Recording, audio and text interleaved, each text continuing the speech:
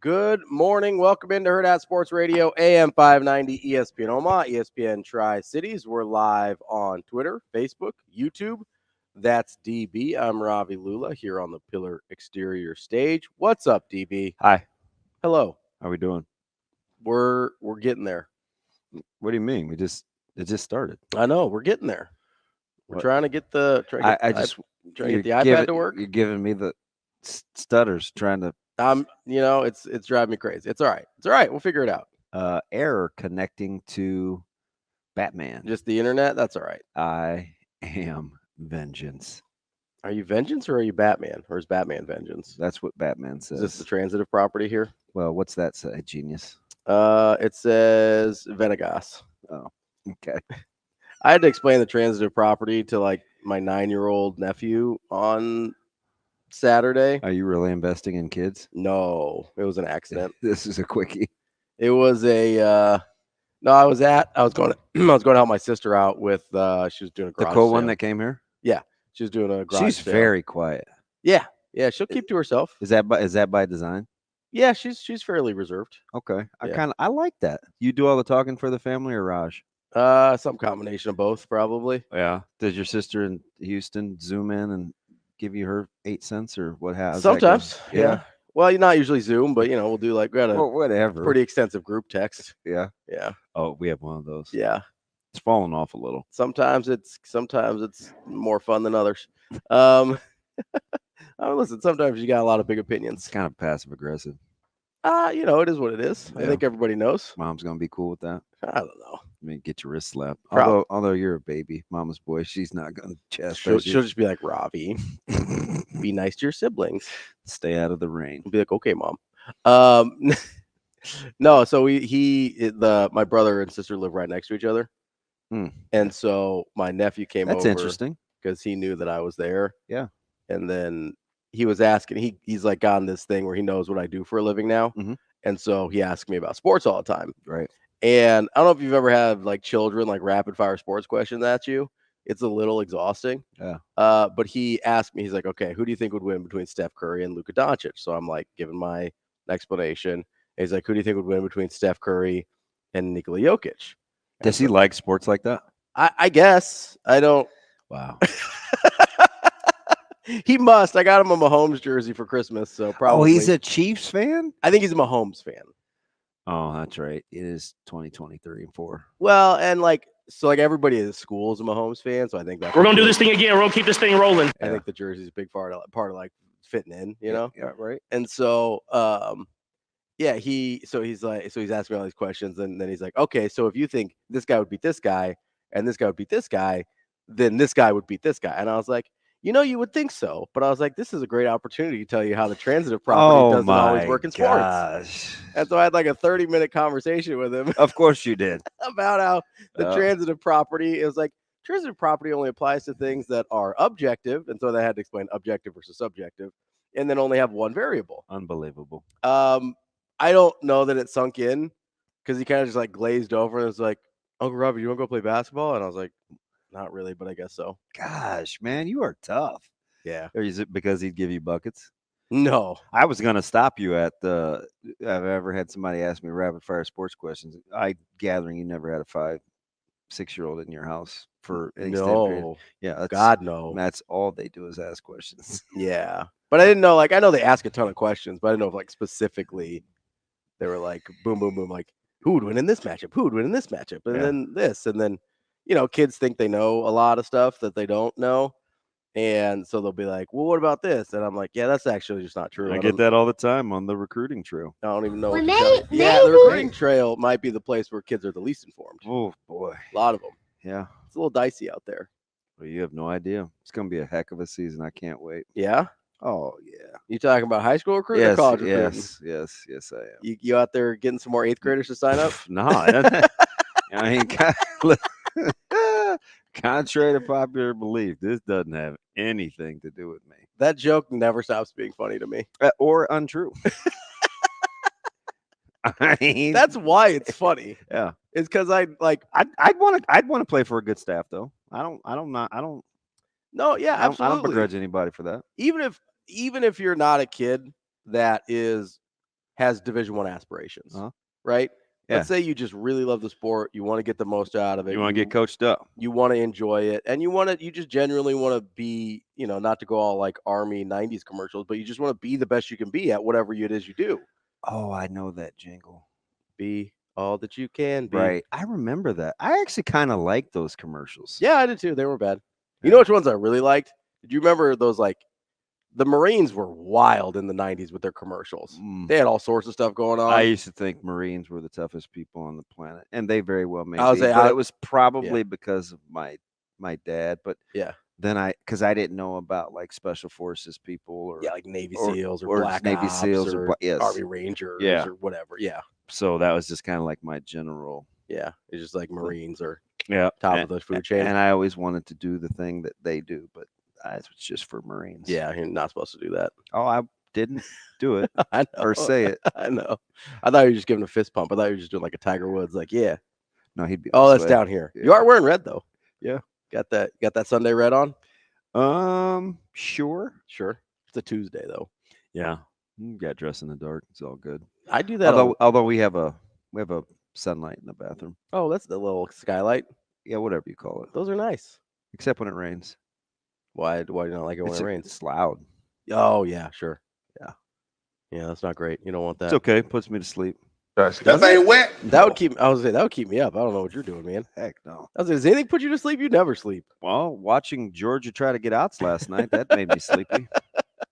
Make you sleepy? Did that make you sleepy or make you sad? It didn't move my needle either way. I just think, I just wonder. So these the regionals and super regionals are awesome because you see so many funny things, right? Whether it's, it infamously, it gave us more cowbell. It gave us the hottie toddy crew. Who had the chicken? Was that Texas Tech one year? Yeah. Was that the rubber chickens? Yeah. Yeah. I think it was Texas Tech. Maybe Louisville. I'm curious to see if we're gonna get bubbles. Yeah. I don't know how A&M's gonna deal with the bubbles in Omaha. I'm worried about the crazy lady that got booted from NC State yesterday. Yeah, you gotta watch out there. She looks. It looks different. So I hope all those personalities come. That's what I want. Oh yeah. Like I don't want people to stay at home. We're right dab near middle America. At least that's what the Counting Crows told us. Yeah. And just come and let's all have a party. That's the idea. That's what I'm there for. I'm there for the vibes. There for a good time, not a long time. Well, yeah, obviously. Virgil tells me that every time I tell him he's going to be a pallbearer. It's kind of morbid. Well, He's like, I ain't gonna make it. And I was like, yeah, you will. You gotta deal with it however you can, right? Mm-hmm. He wanted to fight me last night. What do you want to fight you about last night? What'd you do? Isaac Gifford. What was the Isaac Gifford argument? I don't really want to get into it, but it was very tense. And about 3/4 of the way through the conversation, he knew it was going south in a hurry. And he hit me with a quick U-turn. I can't remember how we spun out of it. Yeah. But I still wanted to come back to it. This was in the car, driving home. Then once I got up inside and walked around, and I never talk on the phone inside my house, almost never. Yeah. Yeah. It's just annoying. I hate when other people do it. Never, ever, ever. That used to be the only place you could talk on your phone. I know, right? I was like, golly, this would have been sucky. Nah, so I went outside on the back deck or whatever. But can you take a minute? Yeah, we just were. Were you arguing about what we were talking about with Gifford yesterday with his athleticism? No, it was. I think so. Basically, it started around making plays, and he used a word that drives me crazy sometimes in sports when people say should. And I said, you act as though. I don't know if I said never played this before or like we'd walk out there and do it or something like that, kind of snarky. And then the party got started. Yeah, that probably didn't go over super well, if I had to guess. So then it was, it's a big season to get your when you get your hands on balls. I say this all the time.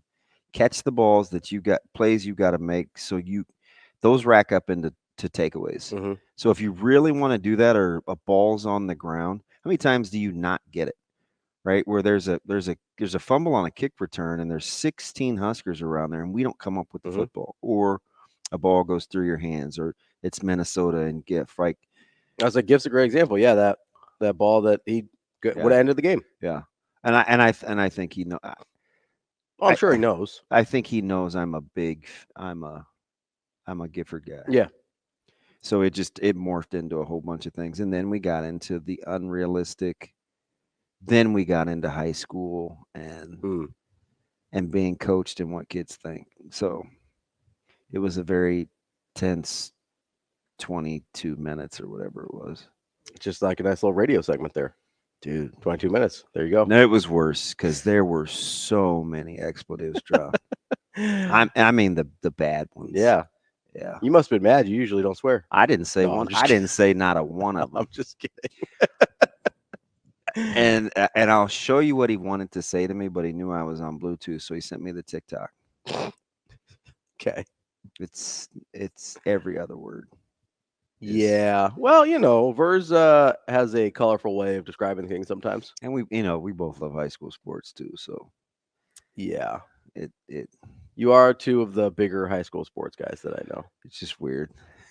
Well, sometimes you get a little sometimes people you're closest with, you get a little knockdown drag out. So then I was back watching because I don't even we had to run a player home. That's what it was. Mm-hmm.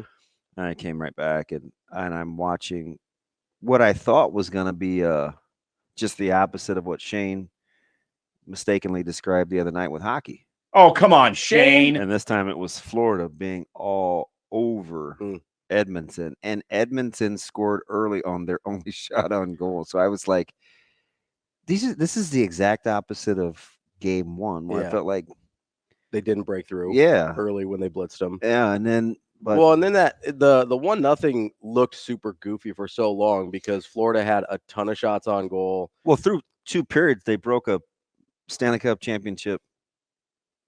Oh, did they? A record. Fewest shots on goal. Through 2 periods. For Edmonton? Edmonton had 7 SOGs. Yeah. And it was like 19-7 or 21-7. 7. That's not, I don't know a ton about hockey. That's not enough. No. Well, it's enough for a record. It's an all-time low. It's probably not enough for like the band. That's probably outside your wheelhouse. Who was that? It was like a 2000s emo band. Emo. Yeah, like a punk pop emo band. There's a lot of things you can say about me. Not in your wheelhouse. Yeah, as soon as I said it, I was like, he probably don't know who that is. But I do know what emo is. That's Billie Eilish. Eilish, right? Not really. I can't even get that right. More like Fall Out Boy is a little more like pop punk emo. So the DJ can't spin. I guess not. Zero clue. You know who Fall Out Boy is? Oh, they're pretty famous. Okay, what's the song? We're Going Down. There's a bunch of them. That's probably the one you would know the most. We're Going Down? Yeah. We're going down, down. Red light going down. Nope. Going down, down, down. That's a different thing. I think that's what little kids did on the playground. Really? Red light? Yeah, something like that. We played Red Rover. This was probably the African-American version. You guys ever play Red Rover? Nope. You know what that is? I don't know. I know what it is, but I don't want anybody played? coming over. Oh, yeah. I would take it as like a personal affront if somebody tried to like break my chain, my links. I was like, oh, you think I'm the weak one here? It's always been personal. Yeah, I stay petty. Golly. I would clothesline people in that game. Even when I was one, I thought kids were a tough hang. I need more air in this. We got to pump that thing up. I am. I'm going to take it home. It's more like that thing wet. It's more like a softball now than it was my volleyball. You are a big softball guy. We know this about you. I am. Coming up on the show today, we've got a to me that sounds soft. Jam-packed lineup. I Brian O'Connor, I got something. who is not a UConn beat writer. No, very good. We do have a UConn beat writer though. He is actually the head coach of Virginia baseball. Yep. You might have heard of him around here. He's, people know him. Johnson Bluff's finest. He's a big deal. Not from Fast and Furious, Brian O'Connor. Which one was he? Paul Walker, RIP. Pour one out. Oh, for my guy.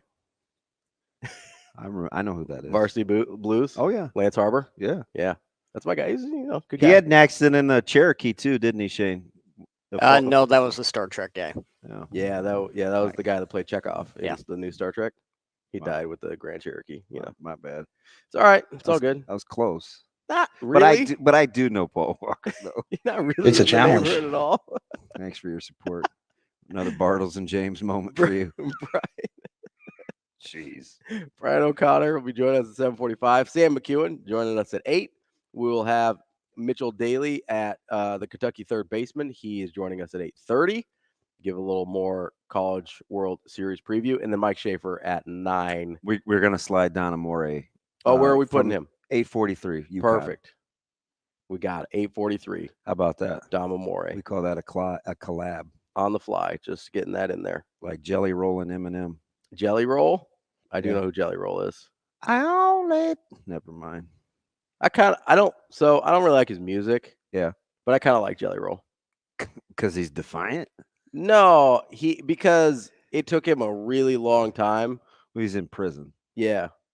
To get where he was going. Sometimes that can slow you down. It can. But for a lot of people, it stops them. Yeah.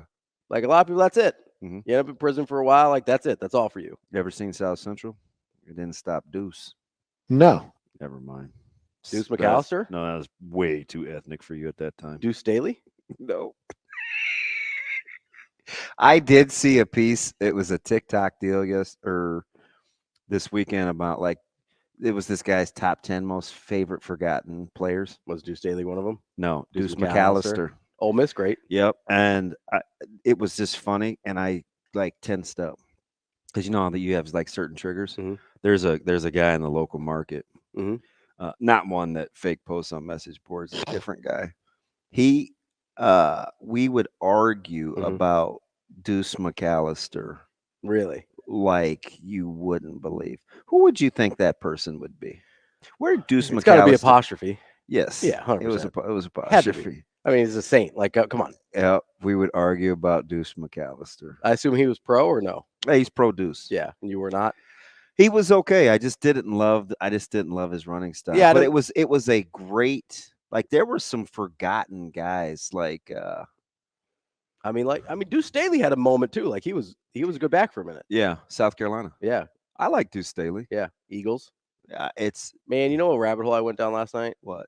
And this happens way more than it should.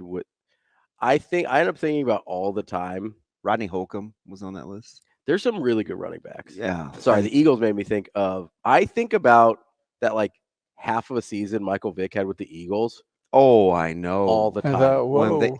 When he all and the Deshaun time. Jackson were on the same, and you're like, that's what I thought he. hey, could be. that was the Commanders, the then Redskins. That Yeah. he threw the First play of the game. 99-yard laser.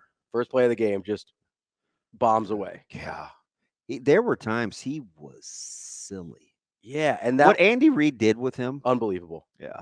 That's one of the, not the only reason, but if anything solidified my belief that situations make quarterbacks, it was that one. Yeah. Because I was like, if he gets drafted by Andy Reid, he has listen, maybe he still has the issues off the field, whatever. I don't know.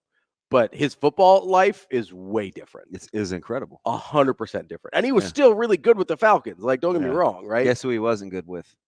The Steelers. Well, it was a little late career, whatever. Why you getting into the details? I didn't bring up the Steelers. You I wasn't think- even going to talk about the You think- Steelers. You think context matters? I mean, sometimes. Doesn't for 30% of our listeners. Well, Pressing. we got By the way, congrats on your contract extension, Mike T. 17 Hear the years later. words. 2027. Yeah, well, he doesn't have to walk off the podium when you ask him about it after a loss again, though. How about that? Neither does Dan Hurley. Let's Get to him. Let's get to TK on the Hurrdat hotline. If you want to give us a call, 888-638-4876. What's up, TK? Good morning, fellas. How we doing? What's up? Now, Damon, Yes. I'm very upset and I'm hurt for you. Oh, They no. took away your lunchbox icon on Spotify for Bending Bites. They did? What'd they turn it into? That It's just your face now. does it say bites in the cool font? Yeah, but it's not as cool as having a shark there, bro. I know. I felt like actually that's Sasha's doing. She made me change it. And we have a really good graphics guy. He is incredible. So we're just letting him show off a little bit. I like it though. Yeah, and then speaking of Bending Bites, I saw there was an episode up that was like 30 minutes long. So I was super excited. I was going to listen to it on my walk. Had to be a and typo. then, you sounded a little more effeminate than you usually do. And I was like, That's not him. Wrong podcast. So you might want to get whoever's smart there on top of that. That would be everybody but me, but I didn't do it this time. So TK, I gotta ask, was it one of those? Because sometimes they place like paid ads for other podcasts within the stream. Was it that? Do you know? No, this was it sounded like another Hurrdat product. Okay. And it was a long form product. So was it about a Bravo show? 30 minutes. If it was about a Bravo show, it probably was a Hurrdat product. Yeah, it was not old DB. DB loves Bravo. I do. This is something that people don't know about. I did watch The Outsiders on Bravo a couple weeks ago. Mm. He also watched Real Housewives. No, you know what? Yeah. I got a story about of that. Glendale. No, I got a story about that. TK, what's up with recruiting? You got anything good for me? Yeah, I was thinking about this earlier this morning. You know, with Williams committing to Michigan, do you think it is like the goal for some of these high-end recruits for this staff is to get them to keep off their decision until the season to try and get them to see what Nebraska can do with Dylan? Yeah, I don't know. Like, I don't think so, but I could. The reason I'm not firm is because I like the way you phrased the question. So I'm only going by the handful of times that I've seen them with big time recruits in front of me. They don't really push for a time as much as make sure you get all your questions answered and your thirst quenched while you're taking your visits. Like, don't leave any stone unturned. So that's kind of been more their style. But I do think they would want them in the fray as soon as possible. That's fair. Okay. Yeah, cool. Have a great day, guys. I appreciate it. We'll get to Jalen Williams and those guys. Got some guys still on the hook. Oh yeah, there's still plenty out there. Appreciate the call, TK. If you want to join the show, 888-638-4876. We will be back. That's DB. I'm Ravi. Lulla. More Hurrdat Sports Radio coming up next. Welcome back to Hurrdat Sports Radio, AM 590, ESPN Omaha, ESPN Tri-Cities. We're live on Twitter, Facebook, YouTube. That's DB. I'm Ravi Lulla here on the Pillar Exterior stage. And I got to remind you about the Nebraska Alumni Association. They are planning a great trip out to USC in November for the Nebraska-USC game. It's going to be an incredible experience, and you can be a part of it. Go to huskerfantravel.com to select from a bunch of different options, 2 or 3 nights in LA, welcome events, game day, transportation, tailgate parties, the whole deal. You can also get your tickets through them as well. It's huskerfantravel.com, and that's through the Nebraska Alumni Association. How you doing? You doing all right? Are you? I'm fine. Yeah, I'm fine. You sure? Yes. All right. Why would you ask me something so Ravi-like? I mean, you just, you're having a little trouble. You seem like you're not like a bridge, man. Going over some water. What? Am I the bridge or am I the water? Depends on the day. Yeah. Depends on the segment. Did you ever see Bridges to Terabithia? No, that's the one where that's the kids, and it's like the Fountain of Youth or something. Kind of. They live forever with the water or something. Sure. So I don't know. I did not though, no. Then this joke is not going to be funny. They seldom are anyway. Oh, by the way, this morning in my traffic getting on the interstate 80 east and west from 126 story, there's this man in this nice blue Chevy truck who literally, he had to go west. So that is the first opportunity to get off on 126. Not going to bend around and go east. He literally stopped about 3 cars in on 126 to weave his way in. And everybody behind him had to wait on the that was going straight. It was incredible. And a gentleman in a white truck that had a trailer, who I imagine it was either a coworker or his son, was really giving this guy, and he was next to me, so he knew he was obviously eventually going to be cut in front of. And he just I just wanted to be like in the cab with him so I could hear what he was saying, but he was like doing his head and like he had this snarl look on his face. He was not happy. And 3 trucks in a row did not let that guy in, so it took forever. And finally, this lady in a nice Honda Pilot relented because she was tired of the people in our lane honking. Yeah. Yeah, don't stop being that guy. We could do a little better. Just stop being that guy. Yeah. Every morning, something new. But it's no manufactured huge deer like you made up, Shane, the other day. Selfish. You told us to look for, but by the time we got there, it was like a mini cat carcass. I thought it was going to be like a moose. Dude, that thing was about the size. There's still some of it out there. Shane's right leg. It's not true. Who gets that? Who gets the roadkill? Is it Humane Society? I don't even recognize what we're doing. I don't know.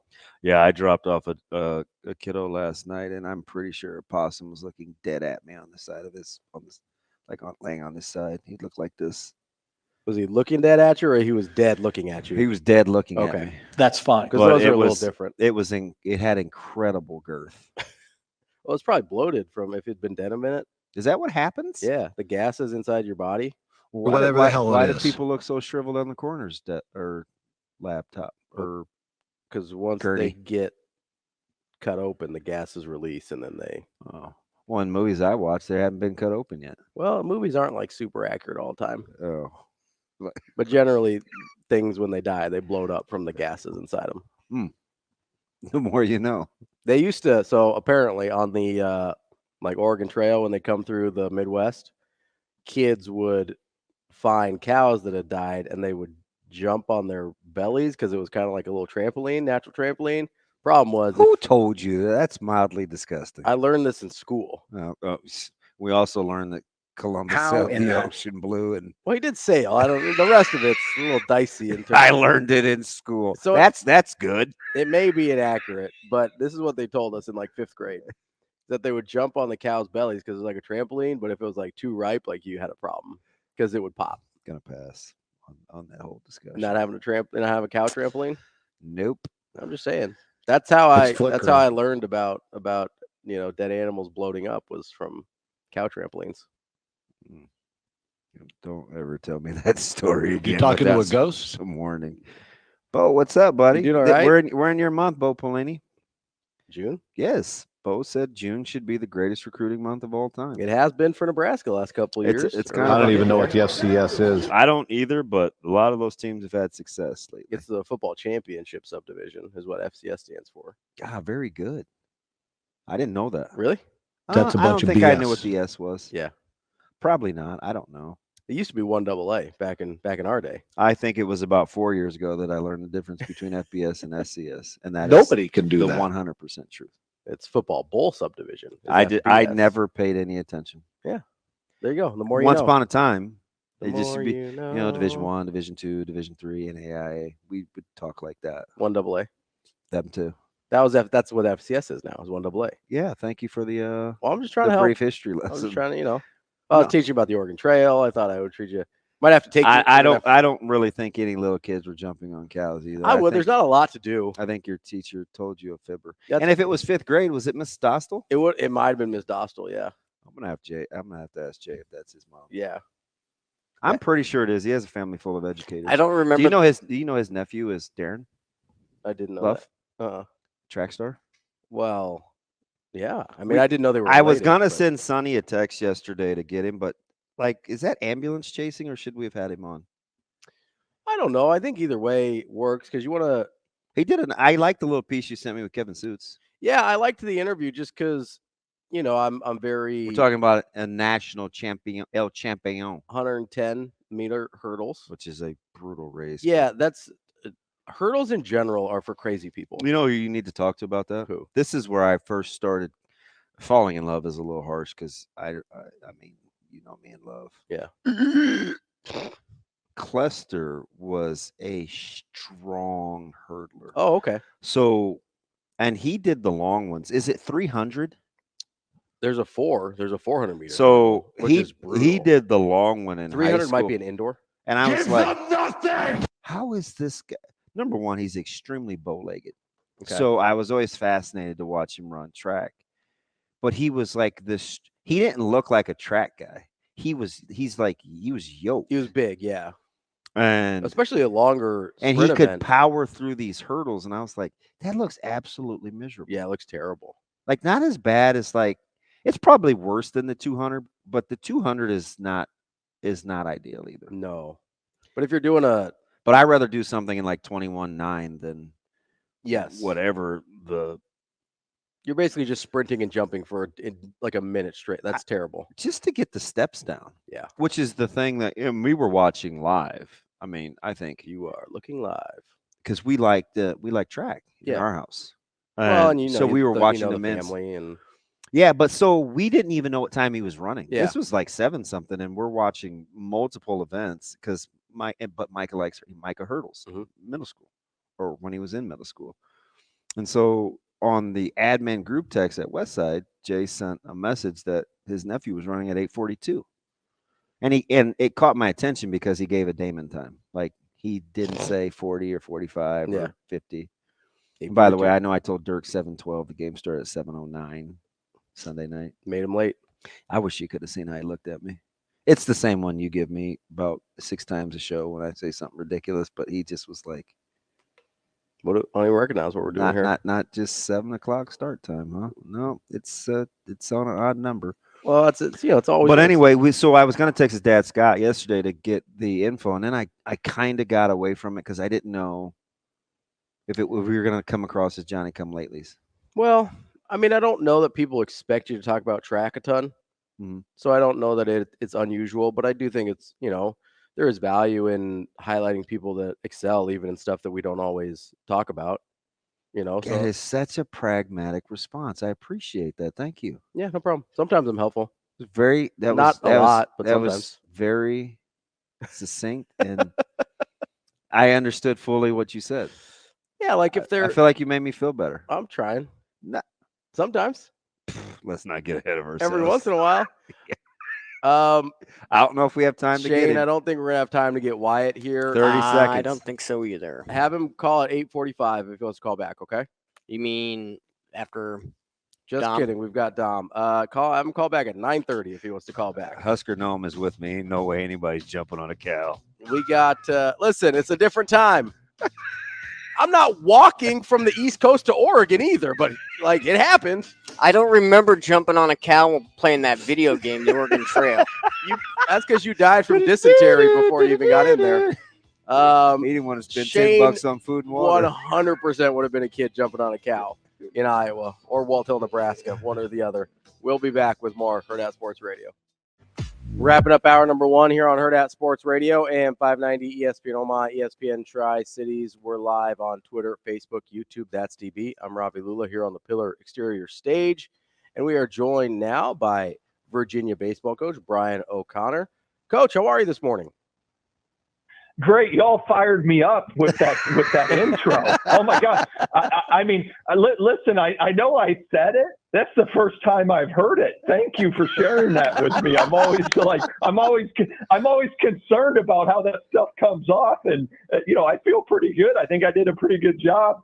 Thanks for letting me listen to that, guys. You know, the coolest thing about that response is it doesn't seem to ever get old for you. Like you've been so good at this. You're very familiar with Omaha. You've been here a ton, yet you just to hear your joy, man, your players have to be able to feel that come through with you. I mean, that's got to be part of the secret sauce, isn't it? It is. Thanks for acknowledging that. Hey, listen, it never gets old going back to Omaha, but I just really believe in leadership, no matter what it is. You're running a baseball program or a company or whatever, how you carry yourself, the things you say, your excitement and joy for what people around you do.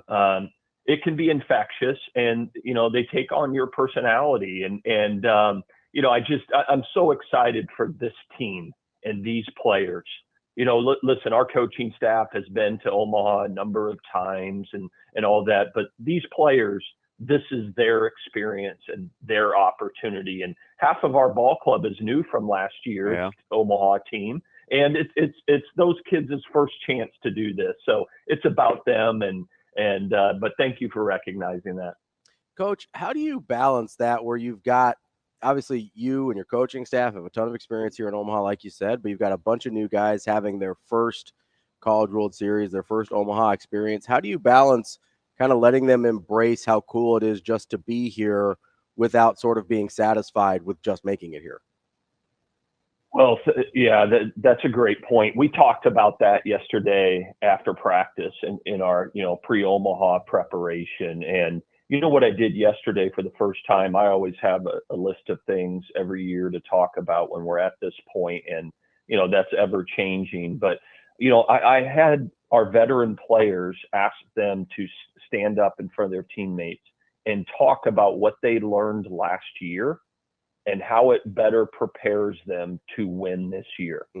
And hearing it from another player like our shortstop Griffel Farrell and our second baseman Henry Godbout, that what they experienced in the emotions of it last year and how they will be better equipped and prepared this year, and the new guys, how they can handle it better. Because you're right. It's not, a lot of people in college baseball teams, after the game's over, they call it up and they say Omaha. And the destination always is Omaha for any college baseball team. But the goal is not accomplished by getting to Omaha. Getting to Omaha gives you an opportunity to compete for a national championship. And that's what it's about. And, I reminded our team of that yesterday. Our veteran players shared that with them as well, that, hey, this isn't about participation.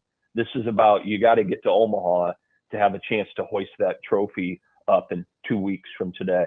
Coach, I got to give you the opportunity to just kind of brag about your staff a little bit. Kevin's been with you for 20 some odd years. You get Matt Kirby, who played in the program. Drew, Coach Dickinson is got you guys in the thick of things with your pitching staff the last 4 or 5 years. Like, just talk about like the chemistry and the feel good of what's going on in Charlottesville. Is quietly, your consistency has been incredible. Well, thank you for recognizing that. Like, this being our 7th trip to Omaha since 2009 we're just really, really proud of that. But you're right.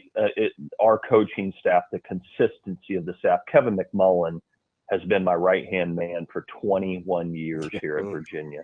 This guy's incredibly talented. He's a great hitting coach and great recruiter. And just the continuity between him and I over the years is so important for consistency. And, Matt Kirby's contributions over 13 years and the consistency of that. Drew Dickinson joined our program 5 years ago, and hey, guess what? We've been to Omaha 3 out of the 5 years that he's been our pitching coach. Pretty good. Yeah, with an ERA under a team ERA under 3.9, that's pretty good. Yeah. And then, I added this guy to our staff 3 years ago that y'all might be familiar with his father. John Hendry is on my staff, Jim's son. And, it's just that's been cool for me, just being in the dugout as a player with Jim, and then now his son being in the dugout with me as a player development guy. So just the consistency and continuity of our staff, it impacts everything, player development, it impacts recruiting. There's just the consistency of players out there, whether they're high school players or players out of the transfer portal, they know what they're going to get here from a development standpoint, because they all dream and aspire to play this game at the highest level. And the development piece and the consistency of it has been incredibly important for the sustained success. So, Coach, you got to tell me, as we're talking with UVA's head boss, Brian O'Connor, John was just finished. He just finished in, I think, 21 in Indianapolis. How'd you know? I mean, scouting and recruiting is such a big thing. The staff, we're hoping that monies keep flowing and the NCAA allows for more contributions on baseball staffs. How'd you know so early that John was going to be a guy you'd covet? Well, there's something called pedigree, right? You know, and listen, Jim Hendry changed my life. Period. End of story. He took a chance on a kid from Council Bluffs, Iowa, and the bottom line is what he instilled in me at my time at Creighton. It's why I got into coaching. It is the profound impact that Jim made on my life. It's absolutely 100% why I decided to coach. Wow. And because of what he did to me. And we had a position open on our staff, and Johnny was graduating college, and his baseball career was over, and it was easy for me, because he's got so many traits that Jim has, and the energy and the hard work and the knowledge of baseball. It was easy to bring him on our staff, and he's been a terrific value add to our organization. Brian, I'd be remiss if I didn't ask you about just kind of your history with this event, right? Obviously from the area, you came to Creighton, played in this event, came back and ended up coaching here in what I think the second to last year that it was in Rosenblatt. And then you obviously win a national championship. You've been to Charles Schwab Field a bunch as well. Just how has it been from your perspective to see this event grow and change kind of throughout your life, and you sort of keep inserting yourself into its history throughout it? You've got a really unique perspective on the College World Series in general. Yeah, I do. First I want to say, a lot is always made of that every year, but it's about our players and their experience and the opportunity that they have. But yes, I do have a really unique perspective of it as a youngster of going to College World Series games at Rosenblatt and getting, the University of Texas to sign my College World Series booklet that at that time was $2, right? And I still have those game programs at my mom's house in Council Bluffs, right? And from way back when, and then, obviously to play in the event at Creighton, and then as an assistant coach at Notre Dame to be able to take a team to Omaha, and so and then certainly as a head coach, it's been a dream for me because this is how I grew up. I'm like so many of those young kids in the Omaha, Council Bluffs and surrounding areas that every year their fathers take them to College World Series games when they're 5 and 10 years old. That was me. And to see that come to fruition and the development of the College World Series, the ballpark being downtown and that transition, and it's just it's incredibly rewarding and special for me. But I'm just so proud of the city of Omaha and what they do for this event, because you think about 300 Division I baseball programs across the country. This is what they do. This is the Mecca, and and that city, it just impacts everybody. And I tell everyone that that loves sports, if you haven't had a chance to go to Omaha, Nebraska for the College World Series, whether your team's in it or not, you have to go. And it's because the people in the Omaha and surrounding areas that just wrap their arms around this event. Coach, thank you so much. Great stuff there. We appreciate it. Good luck this upcoming week as you bring your team up here, and hopefully maybe we'll be catching up with you again soon. Such a class act, Coach. We appreciate you. Thanks, guys. Appreciate you having me on. That's Virginia head coach Brian O'Connor, kind of living the sort of like the epitome of every Omaha kid's dream. Like any kid that grows up playing baseball in Omaha, like he's kind of had the trajectory that we all sort of dream about when we're little. He's almost too good to be true. Isn't he? Yeah, from the playing to the coach, it's an incredible experience. So we appreciate him going into that a little bit with us.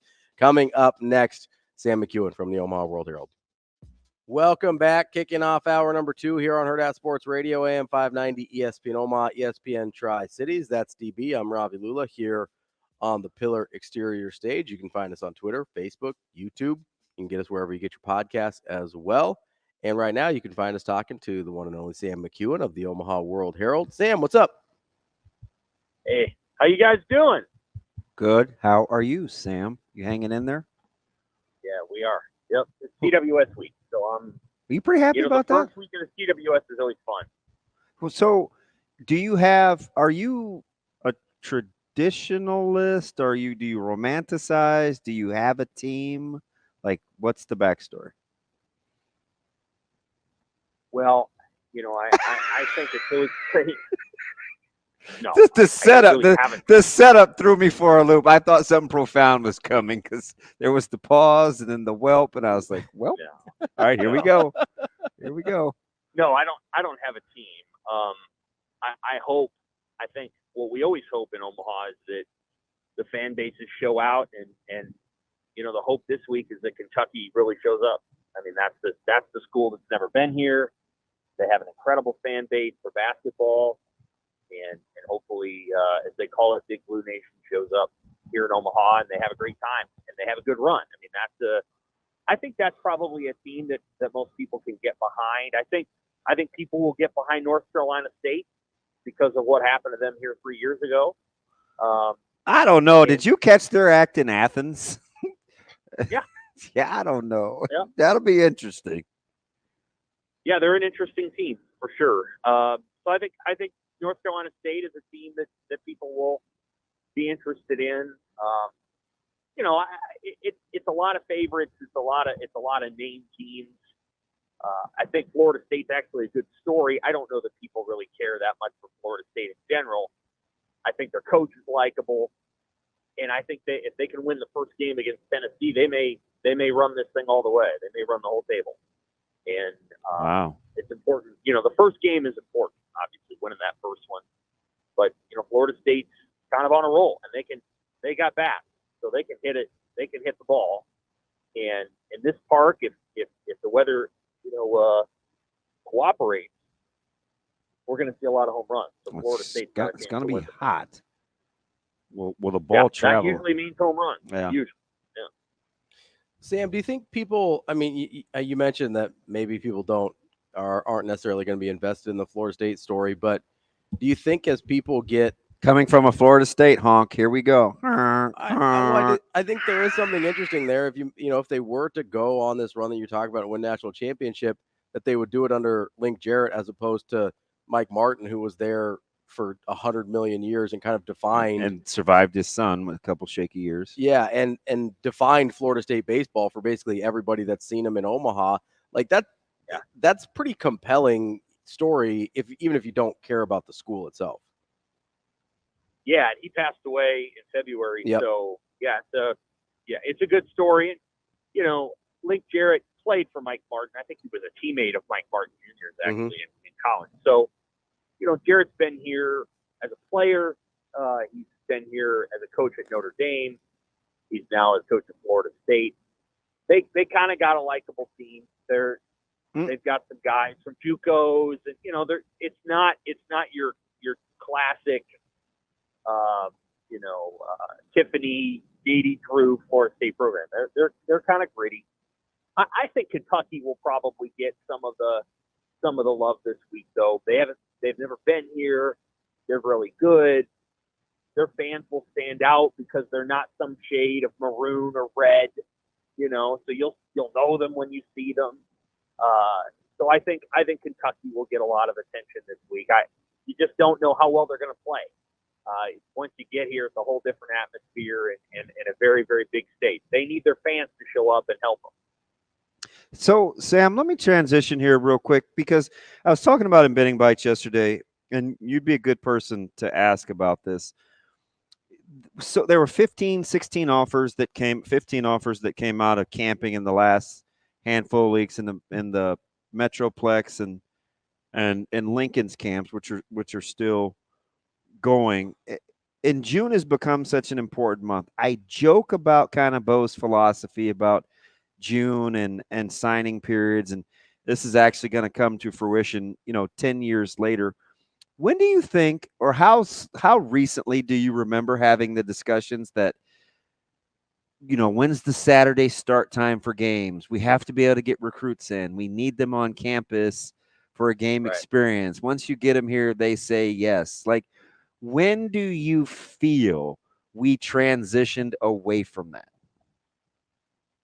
Probably in the social media era. And so, probably in the last 12 years, the end of the Bo era, I think you probably started to see that. A lot of these high school kids don't want to wait until their high school senior year. They want to make decisions before that. I think they feel a lot of pressure to make those decisions, and they also see what's going on social media, and they want to join that brigade. And so, yeah, I mean, I think we have only begun. Just so we're clear, we've only begun to understand the impact that social media, specifically Twitter, has had on sports and sports journalism. We've only begun to understand that, but it's really had an effect on recruiting, for sure. And Instagram is now becoming that too. 18 years ago, there was no such thing as an edit on Instagram or Twitter, and so these athletes really want to have an edit or whatever they want to have. And so, I think that's when it started to change. You're not going to wait till your senior year. You want to do it in the summer. You want to have somewhere to go in the summer. And so, the value of getting that stuff done in the summer is really important. And so I think that's probably when you started to hear the conversations about need to get spring and summer visits out there going. And I think we've had spring or summer visits for about 7 or 8 years. I'm an advocate of having a summer period and a February period. No December. Get rid of December entirely. Get rid of it. Summer and February. Your summer period will be for the players that you absolutely know that you want to be a part of your program. And they'll know real fast how. Sam, you still with us?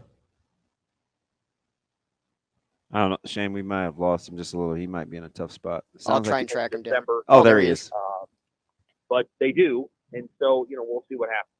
Sam, let me ask you something. Do you think this staff is with the kind of they're obviously going to have their camps. They've had a ton of success with each camp that they offer. If you just look at the names of the individual camps, whether it's post-grad class or youth clinic or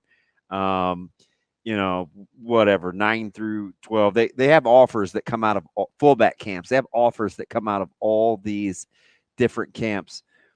At what point do you think we move on past stars or rankings or who else is offering and start to trust their evaluation? Is that 2-3 years away? Are we looking at this year for case studies? Like, when do you think they obviously trust their system? When do you think we will? I mean, I do now. Like, I've never. It kind of seems that way, doesn't it? Right. Yeah. I trust it now. I've said this before, but I'll just say it again. The way I categorize players is, I think that if you're just looking at recruiting services try really, really, really hard to make their top 100 a legit top 100. They spend a lot of time talking about who the 5 stars are going to be and not going to be. And so the kid is a 5-star. He's a 5-star.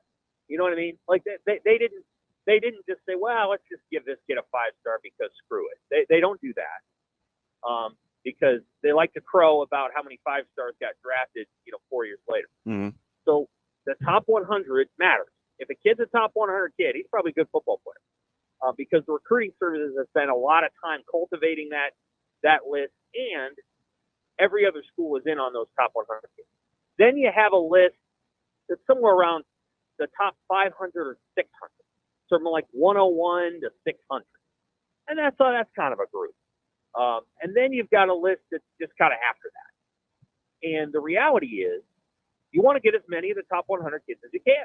And I think Matt Rule would too. Like if 4 or 5 stars came into camp and they said, listen, we don't like to come to Nebraska, I think Matt Rule would be like, well, okay, that sounds good to me. And he'd have to really disagree with the measurables or whatever to say, no, I don't really want you.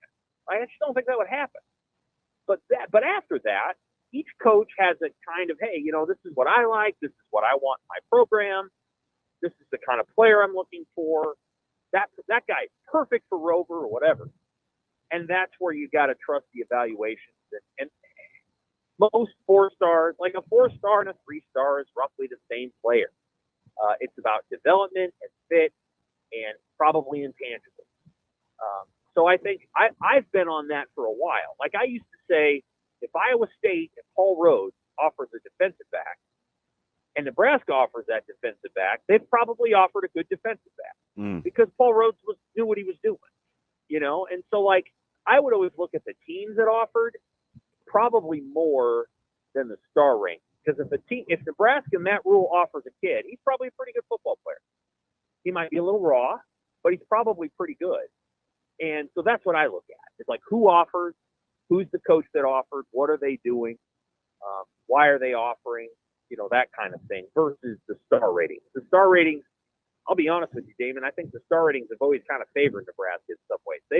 They've signed some 4-stars over the years that I'm like, that guy's not a 4-star player. Yeah, and I'm, like, you got to take this with a grain of salt because you've known me so long, but I am pretty confident in terms of evaluating high school guys. I've never agreed with the star rankings because the 5s are easy. Mm-hmm. Anything after that, it's like it's subjective, it's camping, it's a crapshoot. I don't believe it one bit. I just think it's nonsense. I do too. Like, well, I don't want to. I think there's something to be said for a guy that, I think there's something to be said for, hey, we're going to give this guy a rating. I don't think they do that necessarily lightly. And so if there's a guy that's like not rated, and then all of a sudden, hey, we're going to put a 3-star rating on this guy, that's probably indicative of high FCS, FBS caliber player. So I trust that, but the things between, well, he's a high 3 or he's a low 4, and according to this or according to that, I just don't put as much stock into that. And that's no knock on the recruiting services. But that's how I lump it. Top 100, top 600, top 1,000. Mm-hmm. And then if there's guys after that, you're really taking flyers. You are. Like, if the guy's not ranked in the top 1,000, then that's a guy. That's a my guy, as Herm Edwards used to say. Like, that's a guy that you think you see something in that guy that other people don't see. And Nebraska signed a few of those under Matt Rule. They have, and we'll just see how it turns out. We're talking with Sam McKewon from the Omaha World-Herald. Sam, with that kind of in mind, what you just kind of described as how you view recruiting and how you think the staff sort of approaches it, what does that say to you about all of the in-state recruiting that Nebraska's done? Does that tell you that the talent in the state is way better than a lot of people give it credit for? Or is there another factor at play there that makes them so adamant about recruiting the state well? Yeah, I think the talent was better, 10 years ago than it was given credit for. And the reason we know that is because North Dakota State and South Dakota State have won a lot of football games with kids that didn't play at Nebraska. And so I think the talent was better back then than it is now, than people gave it credit for. Yeah. How many years has Harrison Phillips been in the league? Right. Well, and he went to and he was a D1. Right. I think I'm talking Easton Stick. I mean, Easton Stick should not. No. Listen. You ain't got to tell me. I'm still mad about that. Yeah, that was a silly. Well, we can't take Easton Stick, but let's take this kid from Atlanta, AJ Bush, who isn't as good. And I mean that was Sinback and whatever. So, that stuff has happened before. I think they're Nebraska is certainly helping to offer some of these kids. What's fascinating was what's happened in Colorado. I mean, who would believe unbelievable that Nebraska has more D1 prospects than Colorado, but they do because Colorado and Colorado State won't offer the kids. Yeah. And so they don't want them. They just don't really want them. And so some of it is driven by the in-state school. But at the same time, Iowa has, come in here. Iowa State now has Ben Bramer, so they'll probably get another kid along the way. Yeah, that guy will be playing on Sundays. Oh yeah, for sure. I mean, so yeah, oh yeah, that was so. If you want to say that Rule's had a miss so far, that'd be the one. And granted, Bramer was committed to Frost. Yep. and not really. I don't put that one on, and I know there's going to be the proverbial eye roll that because I come across as a rule defender. I know they tried. Like for them to even get him in Lincoln the weekend after they got there with the top recruits in the state, I thought was a miracle. Like, I mean, he had 35 really, really good guys in that pavilion. 10 days of him being in Lincoln, and Bramer was there, and I was shocked. So, I mean, that was a Rude guy, that was a Frost guy, and I get it. I'm not gonna, lament over what once was, but said from day one, that is a Sunday guy. But that one was more about relationships than it was the actual school. And I'm just hoping Nebraska moves past that, right? Like make it about the school again. But with that, they got to win, because I think that's what Coach Rule wants. Make it about the school. Right. That's how you keep guys there, right? Because he's trying to already build the family component. He's given them everything they want, from diversity to food choices to eyeballs on them to treating them like adult. Like, it's a good situation from that. If they win, he becomes flat out, I mean, dangerous. Mm-hmm. For sure. And I think they've also tried hard to, with the youth camp in Omaha, and also just developing relationships with high school coaches. They're trying hard to develop players, when they're 12, or 9, to get the kids to love Nebraska. I went to my first camp when I was this age, and even though, and I kind of grew up liking Nebraska because they treated me well when I was a little kid.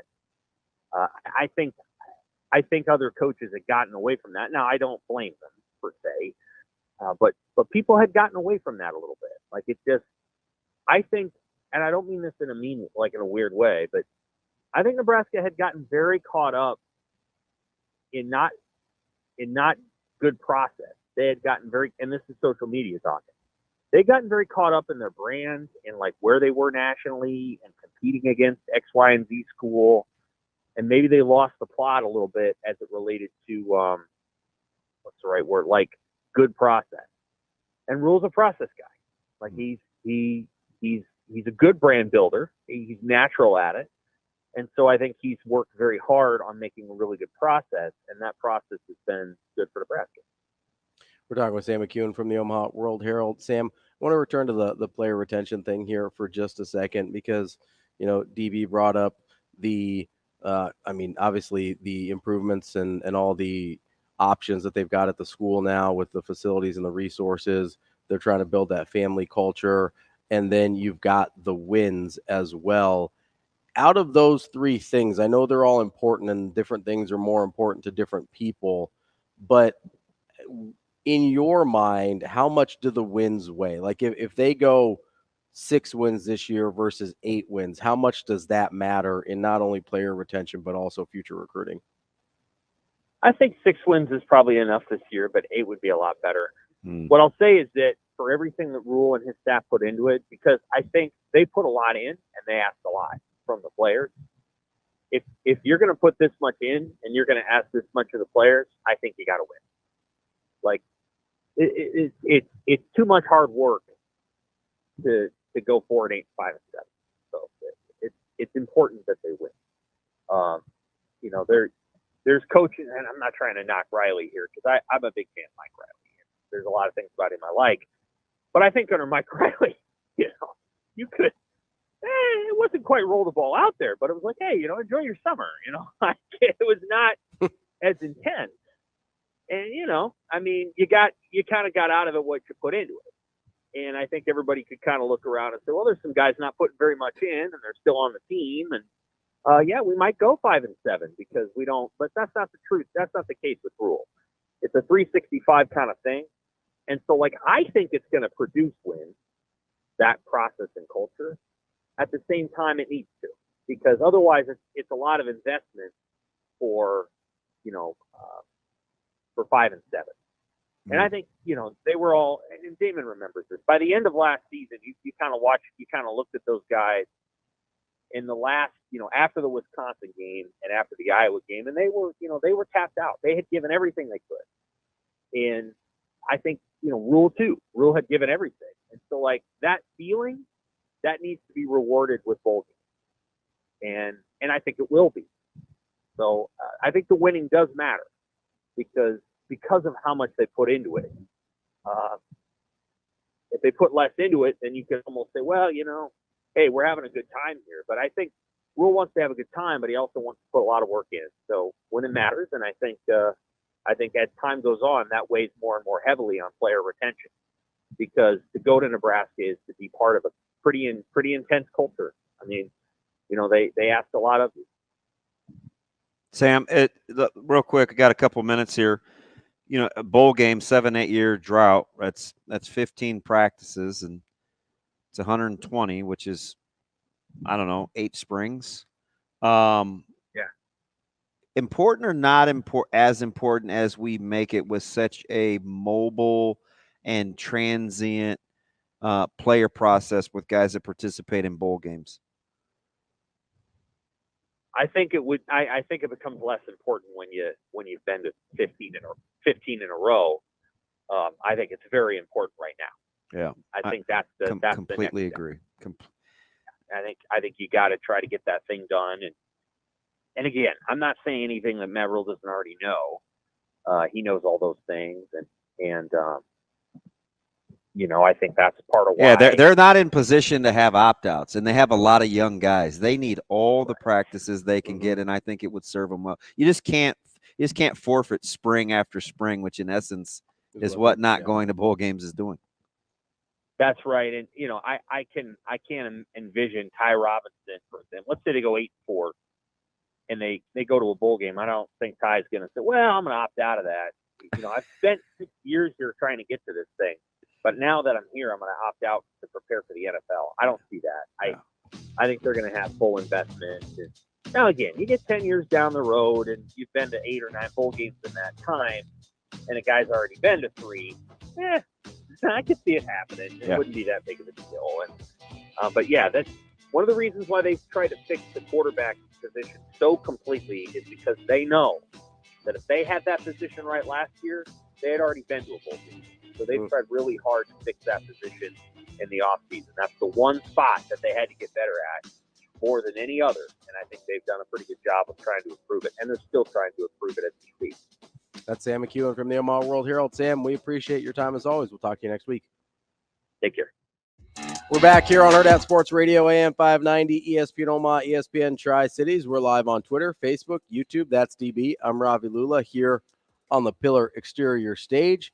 And we are joined now by Mitchell Daly. He plays third base for the University of Kentucky, who's making their first ever trip to Omaha for the College World Series. Mitchell, how are you? Good. I appreciate you guys having me. Great. Good to be here. Do you prefer Mitchell or Mitch? Up to you guys. I get both. So, so I just called you both at the same time, just to have my bases covered there. Mitch, how does it feel? I mean, obviously, this is your first year at Kentucky, so you've got some experience at Texas before this. But how does it feel to be a part of a team bringing a school to their first appearance in the College World Series? Oh, it's awesome. It's really special. Like you said, with it being Kentucky's first time, I mean, just so happy for everybody involved with the program. There's a lot of people that really care about Kentucky here, and just so happy for Coach Minge, his first time as a head coach. All the guys in the locker room, their just effort the entire year to bring Kentucky to its first College World Series experience. It's been great, and we got a lot of baseball left to play, hopefully. So. Mitchell, this is interesting. I kind of a college baseball junkie. I've watched Coach Minge all season. Just his energy. Safe to say you guys are an extension of his positivity, even with the dugout interviews. And there's no disrespect, because Kyle Peterson is one of my guys. But sometimes I don't feel like baseball coaches want to be doing in-game interviews. And he's kind of funny. He's a little energetic, and he's so gracious, right? Is it safe to say he's kind of a reflection of the way that you guys play? Oh, definitely. I think it's we're a reflection of him, to be honest.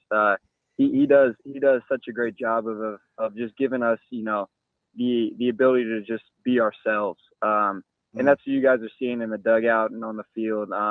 He just wants us to have fun, be ourselves, and just do what we want to do. And that it's just so awesome. Like you said, we have a dugout captain, and he basically gives, full authority to Ryan Hagenot, who's our dugout captain.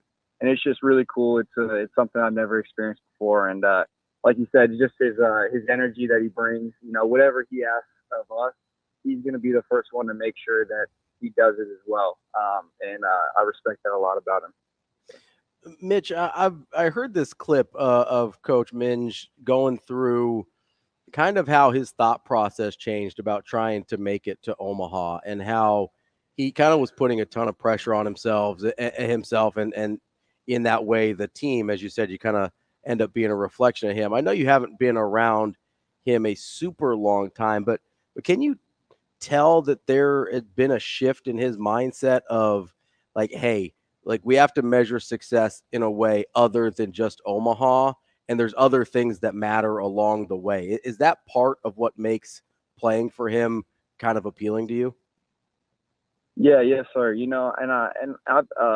I noticed that the first moment, I stepped on campus. I thought it was too good to be true in the recruiting process. I was like, there's no way this guy is this genuine and cares this much about me as a human being. But everything I've experienced is that's the complete truth. Coach Minge does a phenomenal job just making sure that we are prioritizing the right things, and those right things are being a great teammate, a great person, a great friend, a great just overall human being, and that stuff will translate to the field. And that's something that I've noticed, from, like I said, from the moment I stepped on campus, focusing on the things that matter and then watching it translate to the field has been pretty awesome, and definitely one of a kind. It's such a difficult sport to win a national championship in, with the gauntlet you have to go through. Obviously, there's the regular season, the conference championships, the regionals, then the supers. So I'm kind of afraid to ask the question, but familiarity, right? Half the teams from from two conferences. When you look at opponent familiarity, and I get it, baseball is about matchups, and somebody could really be shoving on a particular day, but do you like the fact that there's familiarity within some of the conferences for this tournament?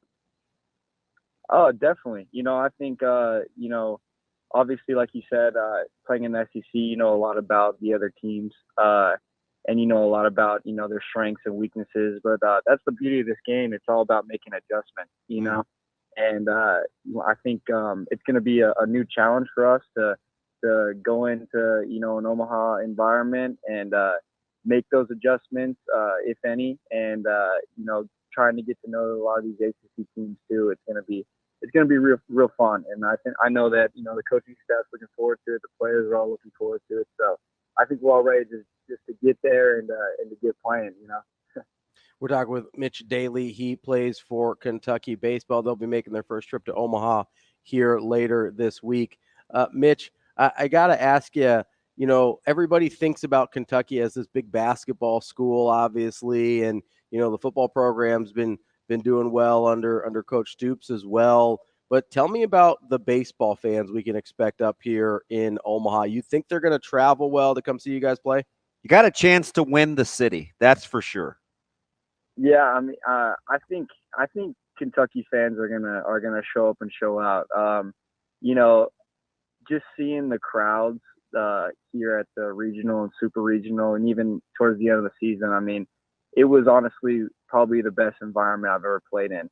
And so, I mean, like you said, a lot of basketball background, a lot of football background. So it was a really loud stadium. Everybody was into the game. It was really cool to see. And everybody was saying, got to make it to Omaha. We're gonna be there. We're gonna be there. And like Coach Min said, after after we won the Super, he was like, now it's y'all's turn to show up for us. And so I got total confidence in, all Big Blue Nation, to show up in Omaha, and it's going to be really fun. So. Are you kind of the elder statesman from an experience standpoint? That the 2022 team in Texas was obviously really good. Pierce had sent these guys here from 20 to 22. You know what the environment can be like. Do you talk to the guys, or I get it, baseball is one of those things where it can be a little, you got to do your own thing. Do you talk much about that, or you just let the guys be the guys? Honestly, I haven't had to try to give a lot of direction, this year. A lot of, this locker room from the very beginning has just been just winners, just competitors. They know what it takes to win. And, that's the feeling that they've gone into with every single, playoff game, playoff mentality. So there really hasn't been, much I've had to say or do or anything. So, I think that, hopefully my experience has helped a little bit. But to be honest, these guys already know what it takes. Coach Mink does a great job of preparing us. And so, it's been a great experience all year.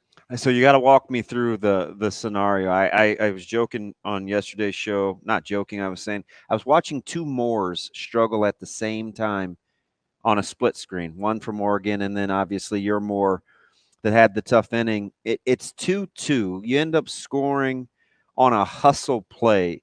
Just the resolve of this team and watching Moore go through what he went through. You guys didn't bat an eye that inning, kind of squandering the 2-0 lead. Walk me through the emotions of getting over the hump and how battle tested emotionally you guys were to come back from that inning. Yeah, no, for sure. We got a lot of confidence in Mamo. We know that he was going to give us a shot, regardless. And, like you said, it happened to be a 2-2 ball game. And, it's playoff baseball. There's a lot that can happen. We obviously expected Oregon State to throw a punch. I mean, they were here for a reason. They're a great team. And, it doesn't surprise me that, Noah McCarthy has a hustle play. I mean, yeah, that was wild.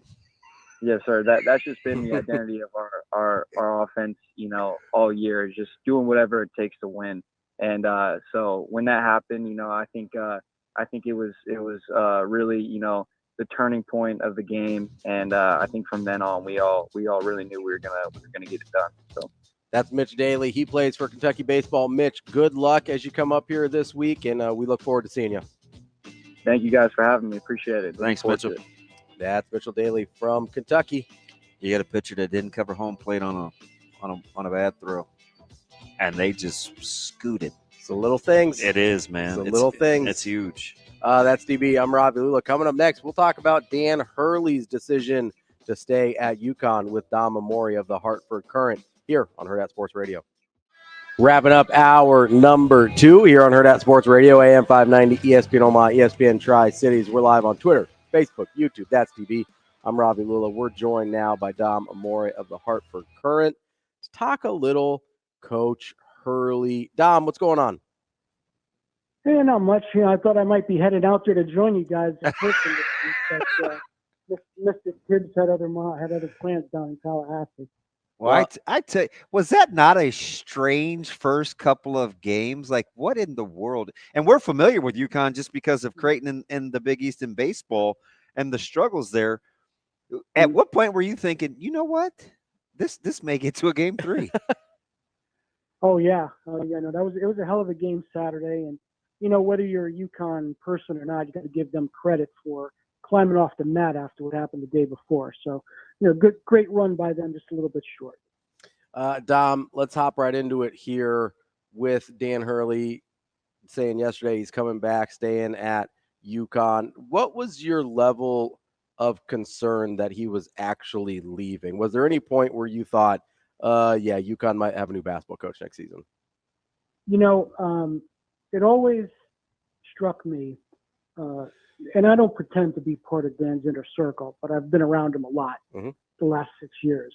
And, he worries about the perceptions of other people, worries about what people think of him, his reputation, maybe more than he should at times. but he's very concerned about that. And I think the notion that he got these transfers to come in, and he got Alex Caravan to come back, and he nabbed a 5-star one-and-done type recruit to try to win next year, and then left them high and dry in June, I think that would have eaten him up. I think it would have torn him up. He wouldn't have been able to reconcile that. So even when the word out was that he was going to get $100 million from the Lakers, he was going to maybe make $15, $16 million a year, more than UConn could possibly touch, I really thought he was going to stay. I did not think he was going to leave. If I knew what the Lakers' actual offer was, I would have had absolutely no worries that he was going to leave. It just wasn't much. It's just not much different than what he could make at UConn. You're not. I mean, whatever the going rate for coaches was in 1996 or 97, the Celtics didn't get Rick Pitino for that. I'll tell you that. So, so to answer your question, I did not think when push came to shove, he would leave those kids behind. That's just not who he is. I wanted to ask you about that because was it just the timing mostly in your mind? Because he's talked about wanting to be an NBA head coach before. Yeah. Do you think this is something where down the line, if situation and timing do line up better, that is a move that you think he makes at some point? Yeah, I mean, he's talked about that 5 years ago. 5 years ago, I talked to him at a coaches event, 2019, before he'd won anything at UConn, and he said, the NBA is always the goal. He said someday, because I'd like to win a couple of championships at UConn and then maybe go to the NBA. He said that in 2019. So he's obviously done the 2 championships at UConn. So I do think he would like to go coach in the NBA someday. But I don't think I don't think he believes he's ready because, it's going to be a major adjustment for him personality-wise. And he used the phrase after the parade in April that, maybe when he matures as a coach, those are his words, that he would like to take a stab at coaching in the NBA. So I do think he wants to coach in the NBA eventually. And I do think that he will. But I don't know that this was the time, this was the place, this was the set of circumstances that would really make that, the right move. And that, I mean, obviously, and that's not even talking about the Lakers situation, not even talking about the Lakers location. I mean, we know he's an East Coast guy famously and doesn't want to leave the East Coast. So, yeah, I mean, maybe someday the Knicks open, he coaches them or the Sixers. But I just don't think that this was the right time and place for him, not only in terms of the time of year, but even the time of in his life. So yeah, but I give him credit for exploring it. He should explore it. He should have explored it a month ago when it was open. So that's when all this should have been all done to me within a week of Darvin Ham's getting fired. But I think all those things kind of conspired. This was just it was quite a drama. It was quite a show. And, one thing about Dan Hurley, he may not want to live in Hollywood, but he's certainly gone Hollywood. Yeah, it's interesting. So I was just going to say that because I'm an unapologetic, diehard Lakers fan, and I'm also a big Dan Hurley fan. And I know sometimes that draws the eye of Creighton fans, but he's just kind of self-deprecating enough and funny enough. I'm a big press conference guy. And I like the fact that you acknowledged that he said he needed to grow up. And he says some funny things sometimes where he doesn't take himself as seriously as maybe him wearing the floorboards out during an NBA or a college basketball game where he's very, very intense. What is it about Coach Hurley that we don't see, in your opinion, that is more than just him pacing the sidelines, kind of working officials? Well, I think what you don't see is the way he cares about his players. What you don't see is the work he puts in or the time he puts in, making sure he's part of his players' lives and the relationships that he has with players. I mean, that's not necessarily unique to him, but I think, I think Jim Calhoun was that way in a lot of ways. Yeah. Jim Calhoun always had the reputation of being really gruff and surly, but his players have a different view of him. So I think what you don't see is the relationships with players, and I do think that when he if and when he does go to the NBA, he's got to understand that relationship is going to be different with guys who are in their 30s and have already made millions, and maybe you're not going to respond to coaching or mentoring the way college players do. So, he's an ideal coach for the college game for kids that age, but the relationships would be different in the NBA. And that's the big adjustment that he would have to make. He's smart enough to make it. He can do anything he puts his mind to, as long as his heart's in it too. But what we don't see behind the scenes is just the depth of caring that he has for his players. I don't want to undersell the move, but you just said he may not be a Hollywood guy, West Coast.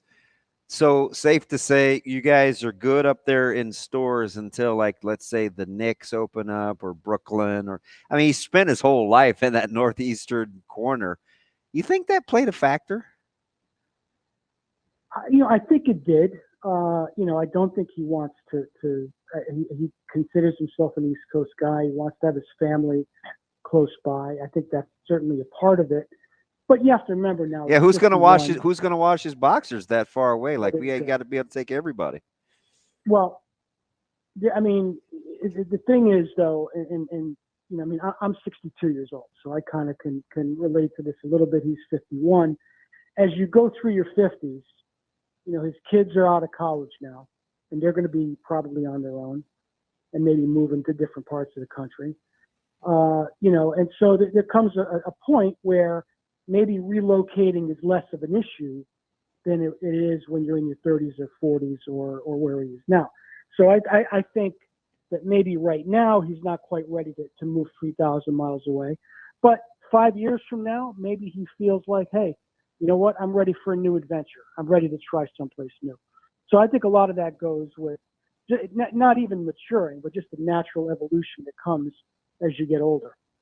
Dom, let me ask you, did you allow yourself to kind of start thinking about who replacement options would be for UConn?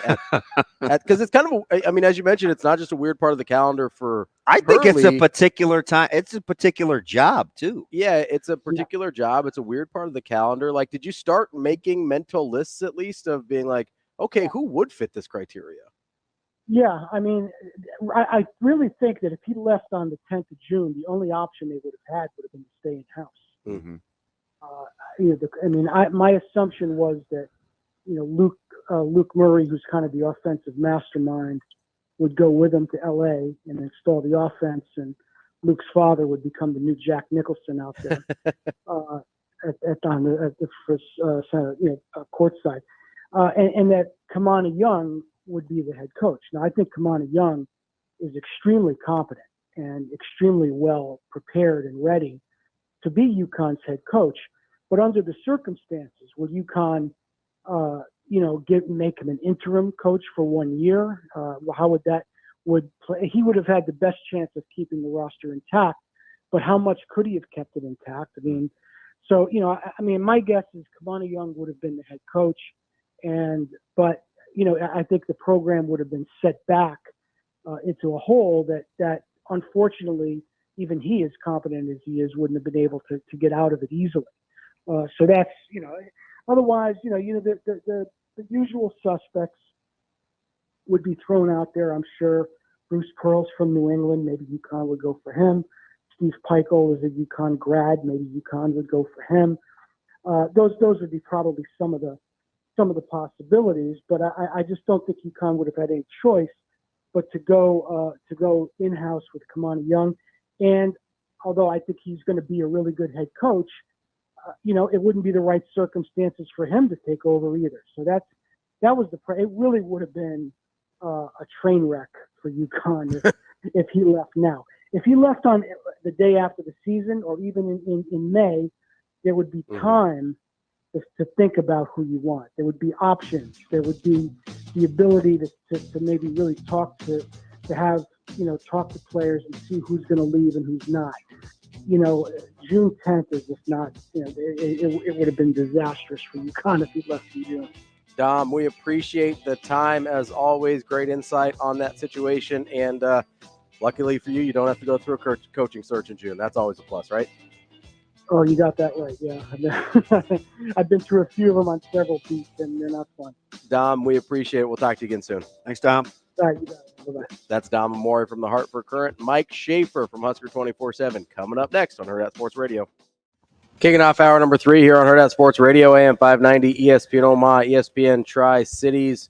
We're also on KFOR in Lincoln. That's DB. I'm Ravi Lulla here on the Pillar Exterior stage. And we are joined now by Mike Schaefer of Husker 24/7. Schaefer, what's going on? Oh, not a ton. How are you guys doing? Now, how can that be true? Seems like there's a lot going on. Well, I had a whole weekend planned, and then we started daycare a week and a half ago, and basically on Friday night, Hudson passed off his petri dish of germs and wiped out the entire weekend and the family. And, you know, he was happy and smiley and fun and bubbly, and everyone else was basically in bed, you know, every other couple hours, taking turns, passing him off. So it's funny how that works. He's fine.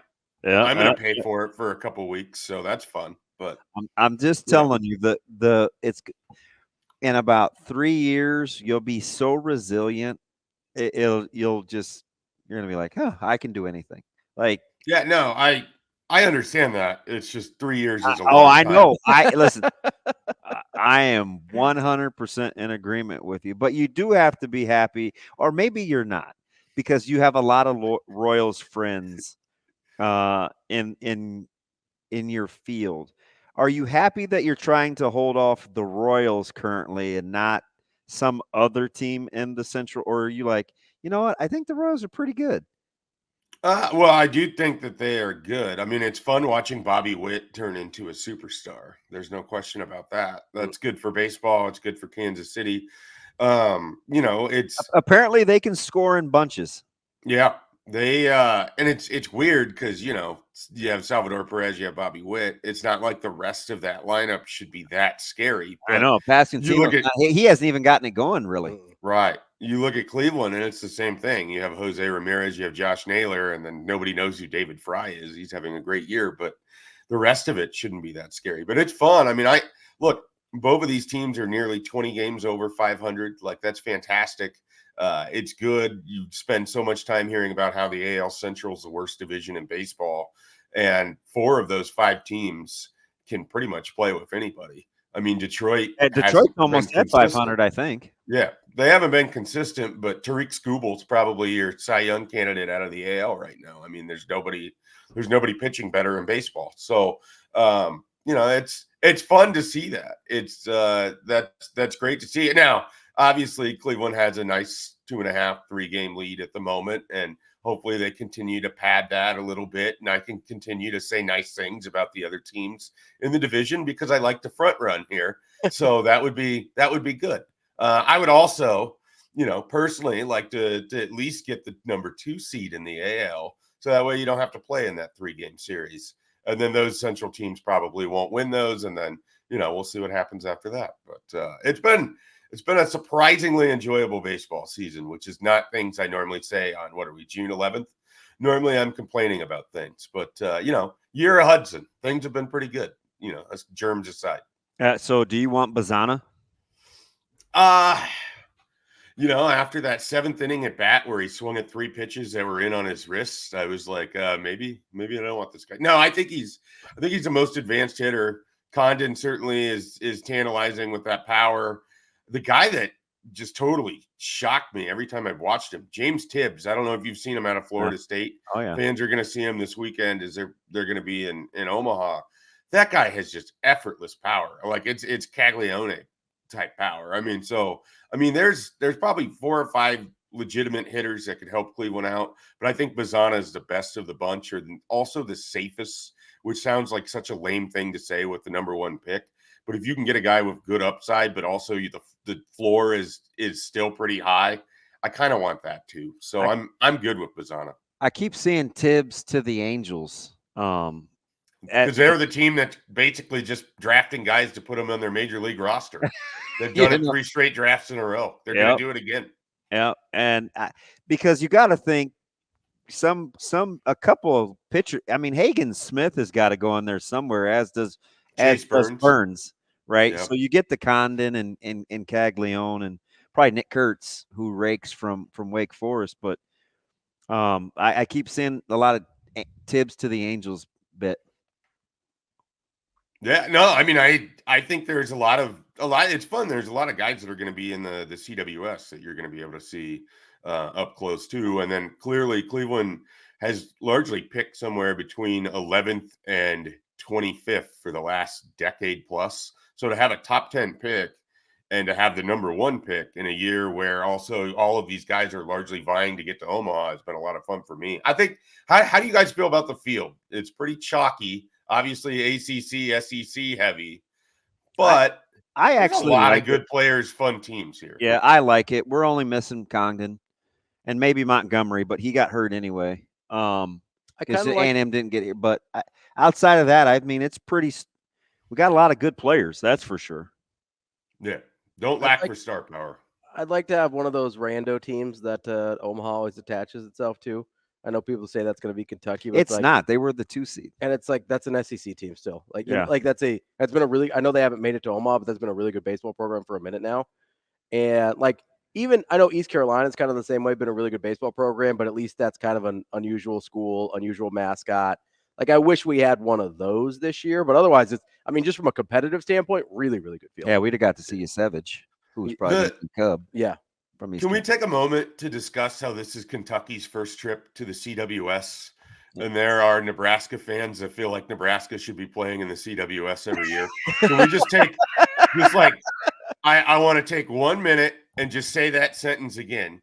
Kentucky, which now geographically speaking plays in Kentucky, which can play baseball. Hold on, let me check that real quick. Yeah, fact check me on that one, please. That is Lexington correct. is Lexington, in Kentucky.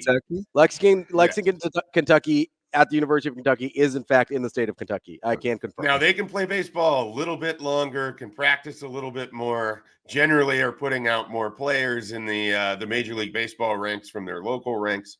They just made the CWS for the first time. Now, obviously, the SEC is a bear. Yada yada yada.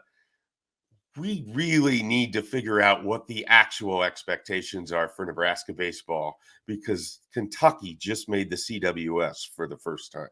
Like that's a good baseball program. Not a great one, but a good baseball program. And they made it for the first time. And then you've got a great baseball program hard. In Florida State who's never won a national title. Right. Like there's a lot of 20-some appearances, I think. Yeah, I think it's pushing 30 at this point. They're in the high 20s at the very least. Like this is I agree. There needs to be some expectation calibration here for Nebraska baseball.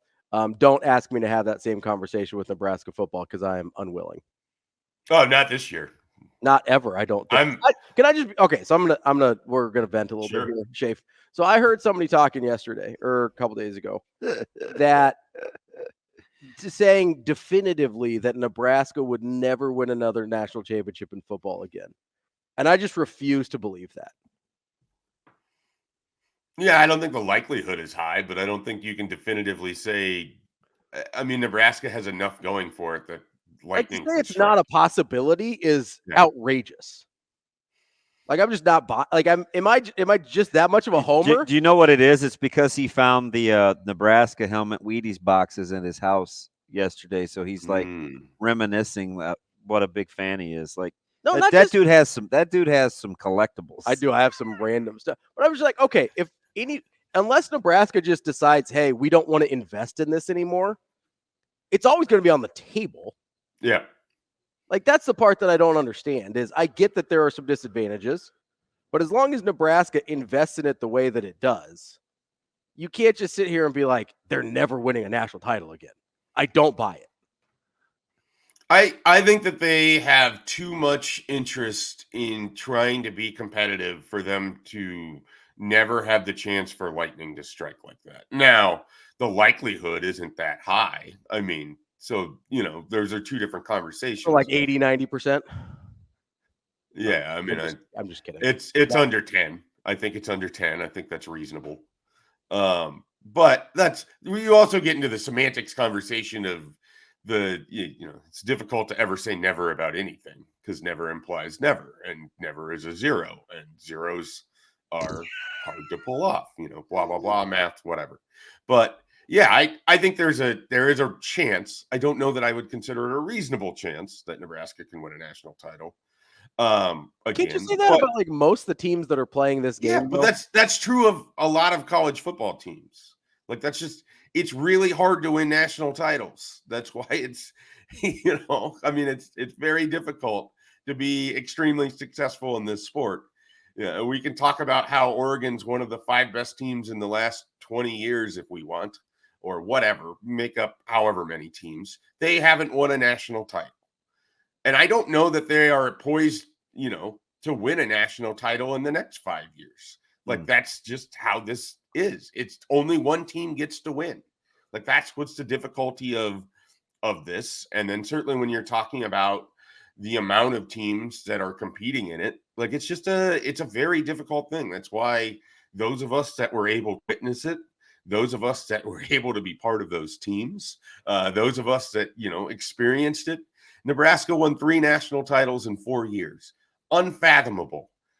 And you have to view it in that lens because it's so incredibly hard to get to the mountaintop and then to be able to stake your flag and then to do it again and to do it again. Like, it's incredible. And it shouldn't ever be lost what an accomplishment that was, because it's so hard to win a national title in this sport. I mean, I think it's the toughest college sport to probably win a national title in. Like, that sounds absurd, but I just throwing hot takes out here on a June 11th morning, a beautiful June 11th morning. I'm gonna stick that one out there, and you guys can do what you want with it. I think we all think 3 different sports. I think it's college baseball. I think it's basketball. You think basketball is the hardest to win a national title? I think that's the one you could least make. I think there's the most variance in basketball. Well, you just talked about, I don't know, 3 months ago, how there were very few coaching anomalies that have won national titles. That's true. Where's the variance? Getting to there. Oh. And it's not out of 64? And it's not like there's only one good team Plus a the year. play-ins? It's like there's not only one good coach a year. It's like, yeah, the best coaches usually end up rising to the top, but to get there is a gauntlet. Dude, look at the number of national football. I mean, it's no, it is. I'm not saying football's easy. So the reason why so for me, and this, I'm not even getting to the recruiting stuff, Schaefer, I'm sorry, but with football, there's fewer number of teams that are eligible to get there. Yeah. You're talking about almost 3 times more teams in basketball and baseball. Yeah. Yeah. So how could it be football?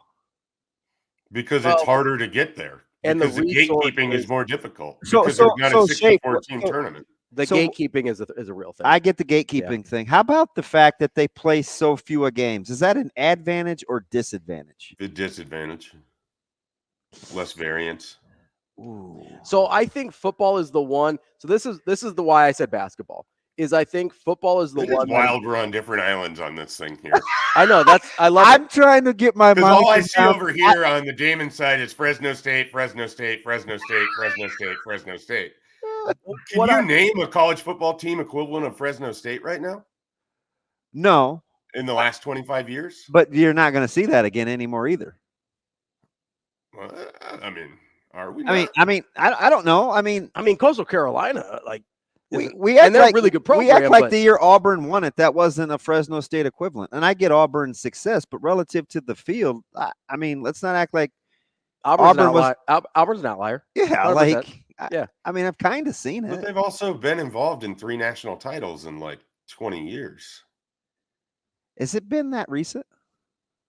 You go back to the Carnell Williams and they lost to Florida State and they beat Oregon. I mean, 3 basic championship seasons in they went undefeated 25 years. 3, but they weren't in that game though, right? They should have been. Could have been.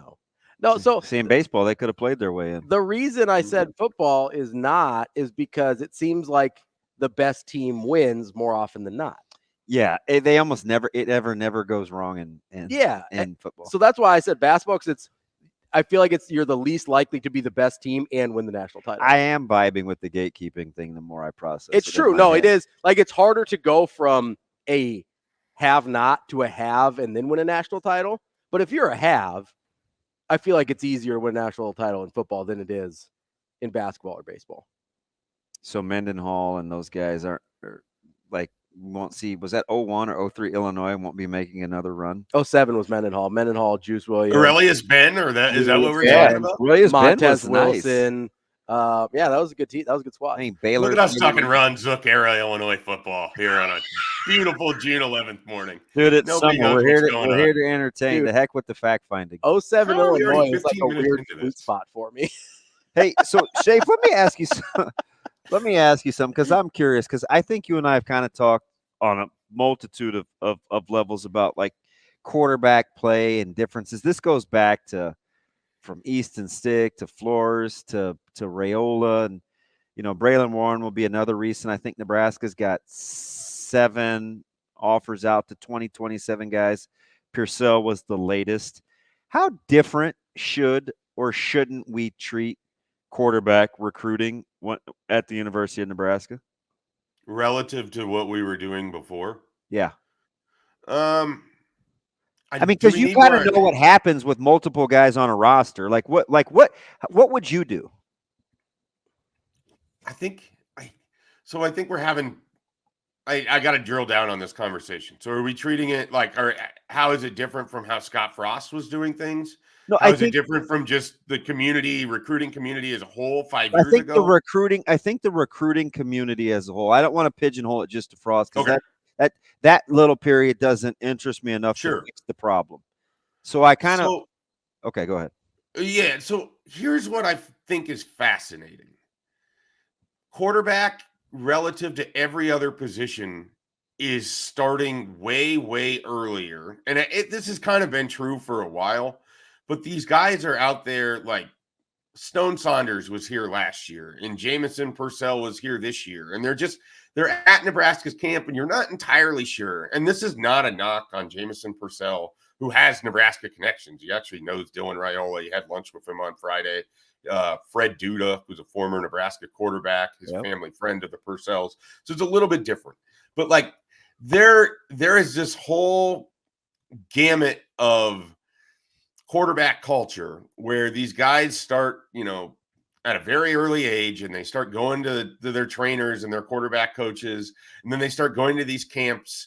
And then by the time they're in like 7th, 8th, and 9th grade, their whole June is just hitting different schools to try to get FaceTime, to try to just sort of build offer profiles and then create launch points. Like it's the best equivalent I have to this is that quarterback recruiting is similar to like AAU basketball in some ways. Like the month of June is this meet and greet, try to get out there on the circuit. You have all these different events.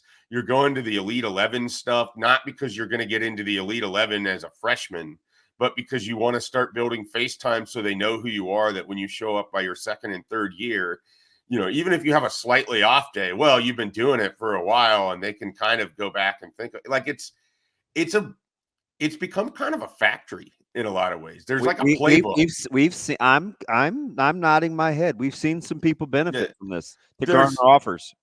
I mean, it's a playbook to build, your name and to get out there. And what I think becomes difficult is that none of this is based on what these guys are doing on Friday nights. It's based on their ability to work with the right trainers, to show up at the right camps, to garner enough interest.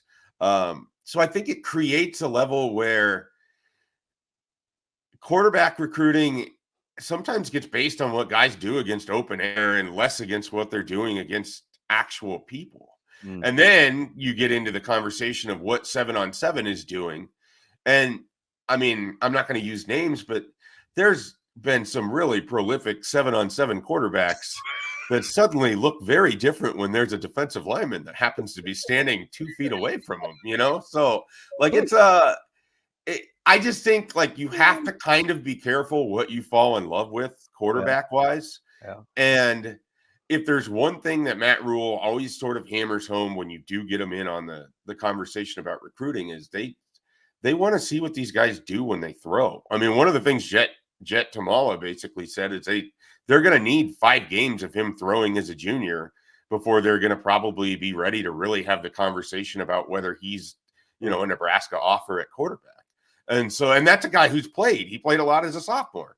But I just think that there's a mindset Nebraska has where you try to eliminate some of the factory aspect of it so you can put it up against a film, because they're two different seasons. There's spring quarterback play and there's October quarterback play. And one of those is going to tell you a lot more about what a kid can do in your college football program.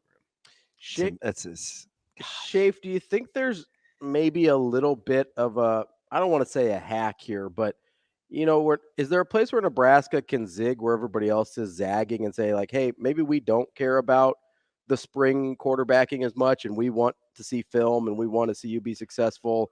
I think they want to see all of it. I mean, they're just data point. And how they choose to evaluate it is what, my job is to try to decipher. I mean, if there's a data point, they want it. I don't think they're ever going to be an exclusionary, like, well, we don't think this matters, because it all gets put into their formula. What I think is fun for me and for people who are weird sickos about this stuff is to try to decipher what their formula is and why they like TJ Lateef more than this other guy, or, whatever it is. And so it's because, a lot of it comes down to personal preference, definitely, or recruitability, because sometimes you're just going to put your eggs in the basket that you actually think you can take home. But it's quarterback recruiting is such a fascinating process, and that's why there's such a large miss rate, because it's so inexact. And I think you get obscured sometimes with what the actual things are, because we fall for the glitz and the glamour of what happens in the spring versus what happens under the lights. You know what's funny? I'm going to keep going back to this, especially the more I'm listening to this conversation, because it's fascinating, which is one of the reasons why I wanted to ask about it. Because I'm going to go back to the first home game after Nebraska is the second home game after Nebraska gets back last year. And I felt like Sims was fairly healthy and Harburg was getting another start. And Coach Rule said, Damon, it's funny with quarterbacks, you just never know until there's live ammo. You just don't. You can think X, Y, and Z, but until the game unfolds, you don't know. And I wonder just the fact that he's so candid about that, which goes against everything that we believe when we watch the draft prospect. Well, he's this and he's that. And even though we see quarterbacks bust a fair amount, why more people just don't say? You don't know. I don't know. He's like, yeah, he checks all the boxes. I don't know. We're just going to have to see how this goes. Right? I think we're just conditioned to not trust people who want to or be honest with ourselves. It's that's hard. Yeah. Like why is Ryan Leaf not good, but or somebody like that, or I don't know what's his buckets out of UCLA that was on 3 teams on a rookie contract? Josh Rosen. I still believe. Rosen is not good, or Sam Darnold is not good, but Sam Darnold's the one that doesn't make any sense to me. There's no reason. He's gonna be good now. He's in Minnesota with Kevin O'Connell's offense. He's gonna have to be good. It up. Schaefer, I don't know if JJ McCarthy's any good. I can't wait, Schaefer, till we're gonna go find a random hole in the wall breakfast place, and we're gonna celebrate the successes of the Minnesota Vikings. You watch. You had me at random hole in the wall breakfast place. The rest of it, I don't know, man. I saw that bacon you've been pulling up off that griddle. I may just be at your house out there in South Beatrice. It's a hole in the wall. So that's for sure. Me, and Schaefer, we're heading out to Harold's in Florence. Let's go. Oh, that place is fire. That's Mike. Just give me the time. 24/7. We appreciate you, Schaefer. All right, guys, have a good one. We need to do that. Blah blah blah, math, whatever. That's an all-time line there from Schaefer.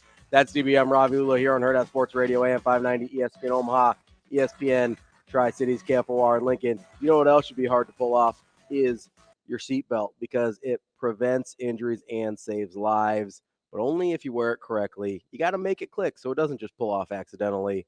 That's a message from the NDOT Highway Safety Office.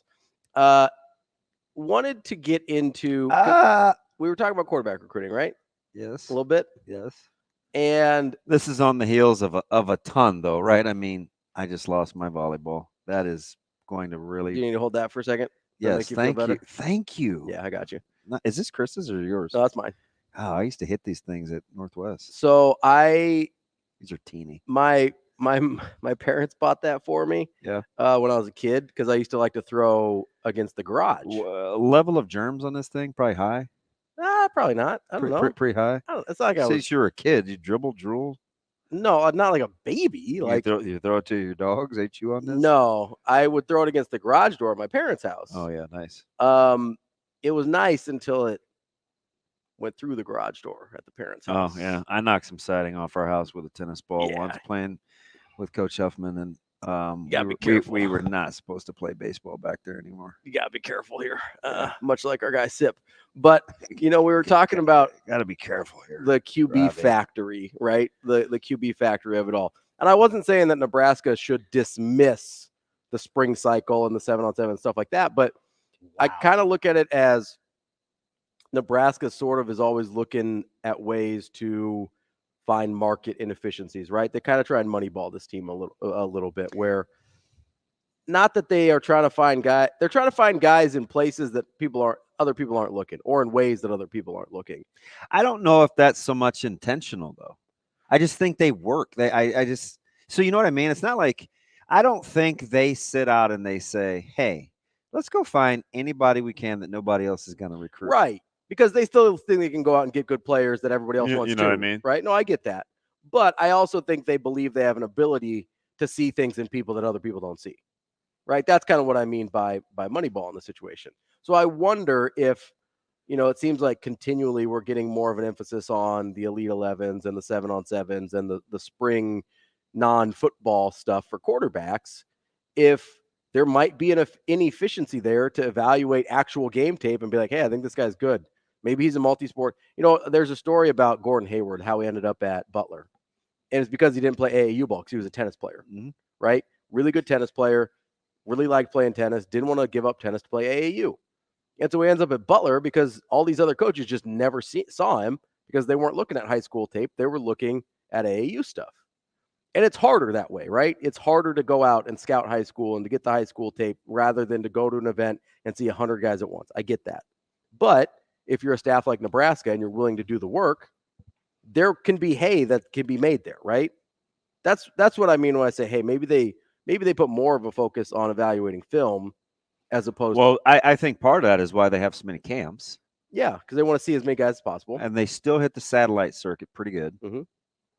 And they go to places like there weren't a lot of other programs in Nebraska. At the satellite camp in Texas? Yeah, at the HGU one. They were one of 3 Division I's and I think the only Power 5 at that camp. Yeah. There's a lot of, how many Division I schools there are in Texas? No, I understand. A lot. You know how many of them did not go to that camp? A lot. Most of them. Rice was there. Right. Yeah, Rice offered, one of the guys that Nebraska had offered. But not a lot of other. There's no other schools in Texas that might need some good players. Okay. I'm just, if you're willing to work, you can find guys that other people aren't going to find. Yeah, I just don't know about. So quarterbacks is interesting when you say that. I could see that with maybe skill guys or D-line. Mm-hmm. I'm not as, maybe with, because you have to you have to weigh risk versus time spent. Mm-hmm. So I think quarterbacks and O-linemen probably not as much. But you've got an example with quarterbacks in your backyard. I do. But listen, we're talking about anomalies versus a way to do business. Sure. You're implying a way to do business. So my thought process here is, am I missing? No, you're 100% right. Okay. You're right. But my thought process is maybe the anomalies aren't anomalies. Maybe they're only seem like anomalies because we saw them in our backyard. Like, I bet there's Anthony Rizaks out there other places. Guys that are really good high school quarterbacks, guys that have a frame that would project, a frame and athleticism that would project to college, and guys that just didn't do the camp thing the way other guys did, right? Like, my thought is maybe the anomaly is not an anomaly. And then it can become a way of business, right? Yeah, I mean... And maybe I'm wrong. Maybe he's a one-off. No, he's certainly not a one-off. But maybe he's more of an outlier than I'm giving it credit for. But I also think he's a lot better than kind of we're talking. I mean, with Anthony, like if you watched him throw a couple weeks before he left, he looks like a completely different quarterback, and he was still great. I mean, I looked at him from sophomore year to senior year in the way he threw. Oh, I know. And the improvement was, but that's what I mean. I'm not disparaging that Anthony. No, I know. I hear your heart. Because I thought, I was the guy pounding on the table trying to get Nebraska to offer him. He's gonna be he's a high 4'5" guy. He's 6'3". He's 200 That's pounds. what I mean. Like he projects. Those guys just don't hop out of the rack. Like one thing that, and I don't want to make this Anthony Rizak hour, but one thing I think people kind of discount when they were where he didn't get enough credit is physically he's way gifted. Yeah. Like, but why was he missed? Right. Because I don't think he threw the ball like people wanted him to throw. Like I hear this, hey, we need to unlock his hips, or hey, we need to do this. And I said that. I've said it from the jump. Like I get it. But what I'm telling you is like the physical attributes. I mean, just roll tape. Like all these guys are supposed to be good, and a lot of them are. He pulled away from all of them. Yeah. Guy never got caught. Right? Like he led other good players, which is really, really hard. He won a lot of games, which is really, really hard. And I get last year is not indicative of coming from behind, but like before that, when we weren't, some comebacks, was able to do some stuff in time. I mean, 2 years ago, state championship, right? He was clutch. Was able to get him in field goal position. He was clutch to win that, to get Alvano to win that game. He got his teeth knocked out against Millard South and came back to engineer a drive to stave off the momentum. He had no business playing. Couldn't believe he came back in that game.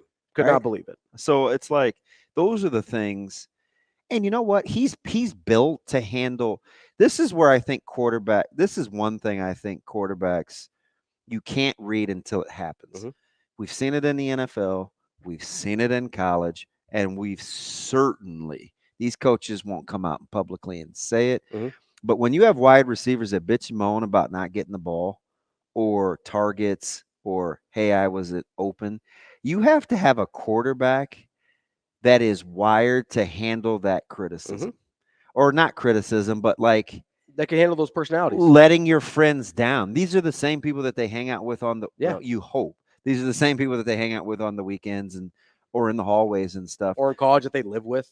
Or that won't lament over a 3rd and 4 that you didn't convert, and a guy's in your ear thinking he's being cute or funny. Man, I was open, man. I see. You just got to get me the ball. You just got to get me the ball, right? Because I've said some things like that tongue in cheek, and one was super misconstrued, but that's neither here nor there. But I'm saying, like, when you have to be wired a certain way. I think at this level, that's what made that Gretna team, in my opinion, very, very, very, very special with Flores.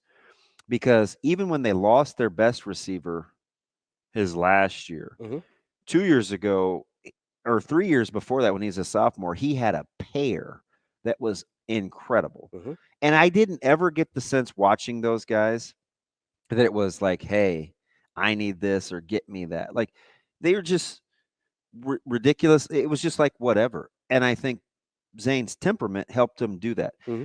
Just take a straw poll. Ask Bellevue West quarterbacks, right? Because they're probably the easiest example of multiple prolific wide receivers going back from Clester Johnson Jr. to Cade to Ducker to they've had oodles and oodles. How hard was it, and what kind of quarterbacks could handle the temperament when those guys didn't get the ball, right? Like those are things that Circle, I'm sure, dealt with it at North. Those are things Tamala may have to deal with it at Miller. He's almost certainly going to have to. 2,000 good receivers. Like you have to. Those are things that in crunch time, when quarterbacks are being evaluated, that you can't see unless you ask the questions. How do you handle that? That's DB. I'm Ravi Lulla. We will wrap up the show coming up next on Hurrdat Sports Radio. Wrapping up the show here on Hurrdat Sports Radio and 590 ESPN Omaha, ESPN Tri-Cities, KFOR, and Lincoln. That's DB. I'm Ravi Lulla here on the Pillar Exterior stage. You can catch us on Twitter, Facebook, YouTube, anywhere you get your podcasts. Shane's out here making your mama jokes. I don't know how I feel about that. I'm gonna punch him right in his face. Let's get to our guy Wyatt. He wanted to talk about hurdles. Your mom wouldn't like that, Damon. Which we were talking about like 90 minutes ago, but we had a bunch of guests. We couldn't get to Wyatt at the time. So he's called back. We appreciate you, Wyatt. What's going on, bud? Well, I don't know. What are we talking about now? Because I was talking about something like a minor topic you're talking about 2 hours ago. Now, I just was saying that the 300 intermediate hurdles was brutal to watch in high school when I was watching Clester run. Well, I ran hurdles back in high school. OMG. So in Nebraska, you have 300, but in the Olympics, it's 400-meter hurdles. Yep. And at the time, Iowa High School ran 400 hurdles, and we had a meet there one time in Council Bluffs, and I ran that thing, and I thought my legs were gonna die. About after that 300 meters, my legs to the jello, and that was a lot of burn and pain finishing that race. So what do you think it is about track? Because he has the fastest electronic time in the state of Nebraska coming out for his event. And he even told Kevin Suits during his interview, which was fantastic. I'll send you the tweet. That nobody really, I don't know, like maybe he didn't fit the mold in terms of aesthetics, but his times were unparalleled or unprecedented. I mean, in my mind, I think the man bun would slow him down, but I guess not. It makes you very, very aerodynamic. I can vouch for that, Wyatt. Okay.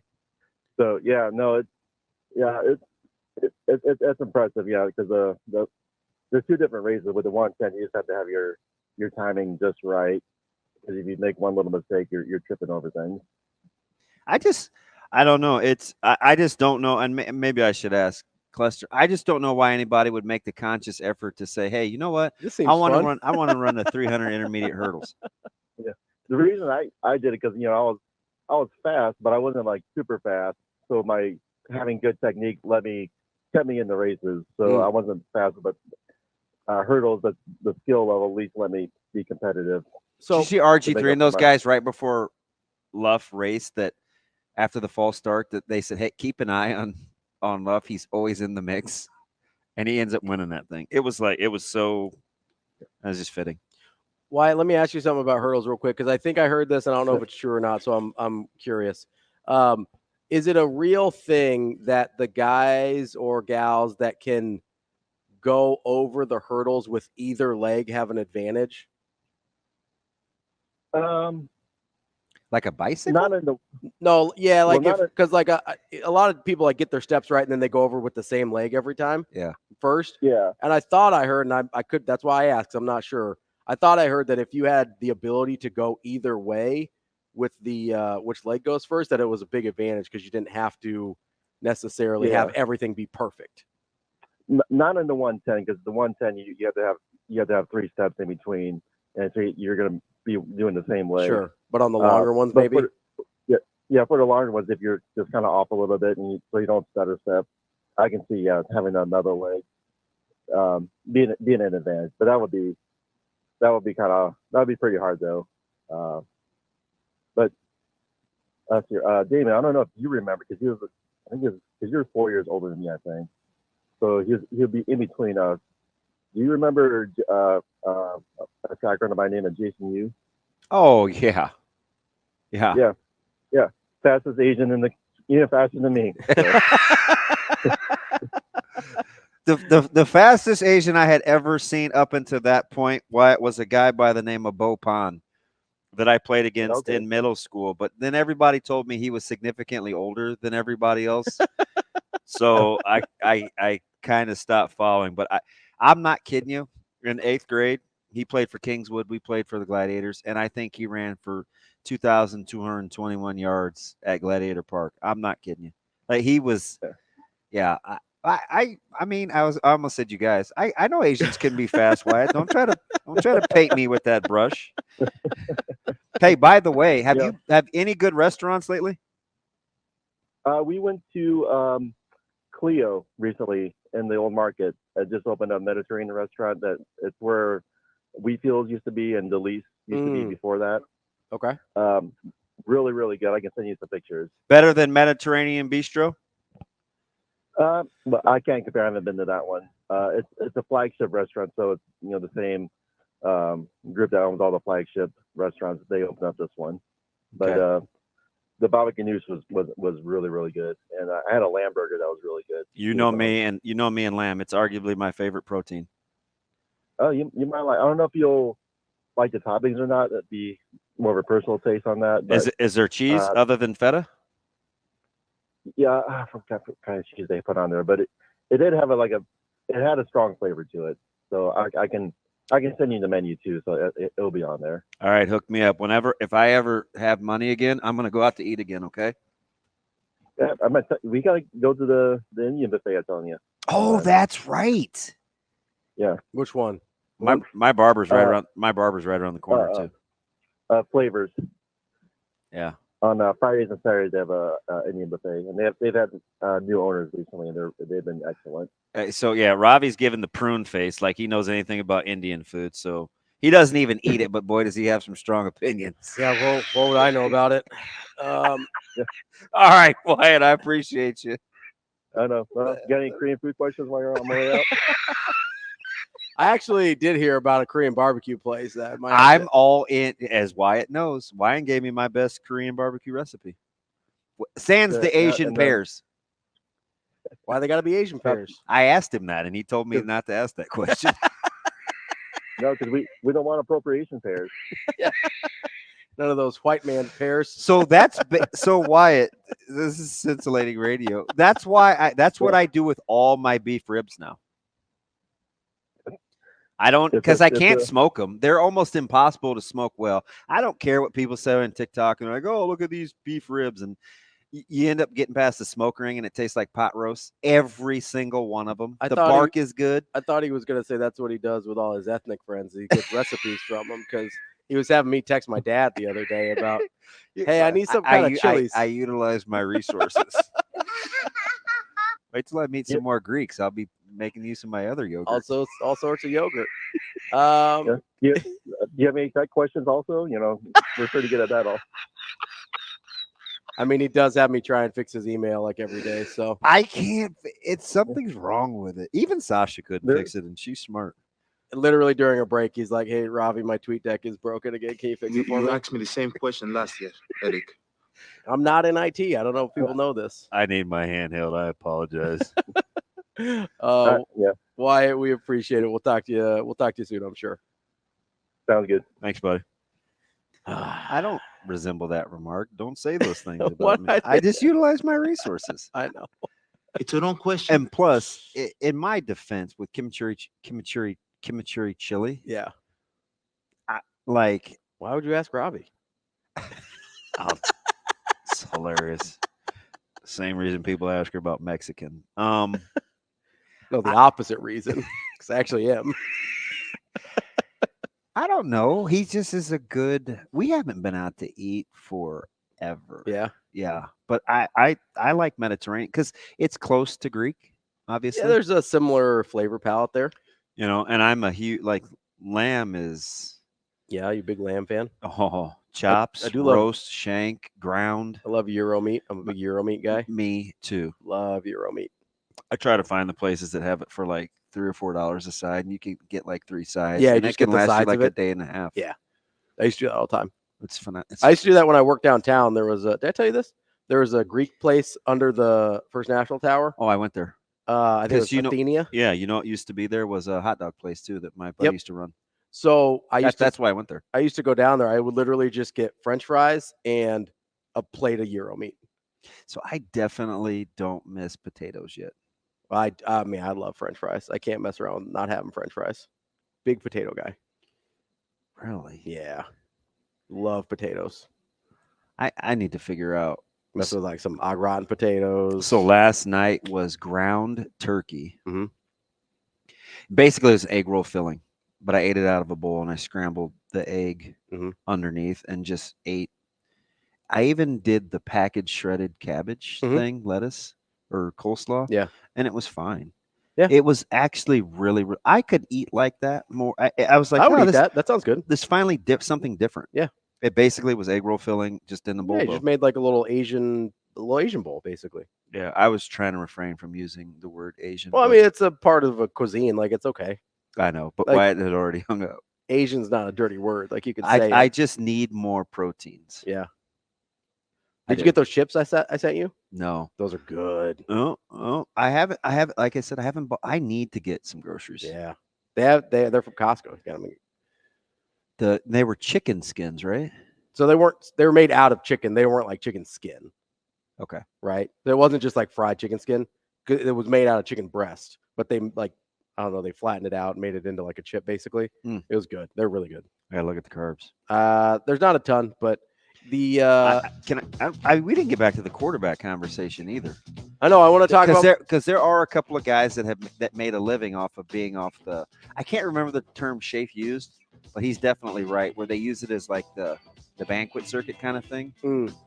Yeah, I've seen. You can kind of game the system a little bit. I've seen folks manipulate it. You can game the system a little bit, and then you got guys like our NAI guy over here, Jalen Gramstad, going completely outside the system. Dude, I like it though. I kind of want me another James Williams. I want to talk about him tomorrow. That's DB. I'm Ravi. We will be back with Hurrdat Sports Radio.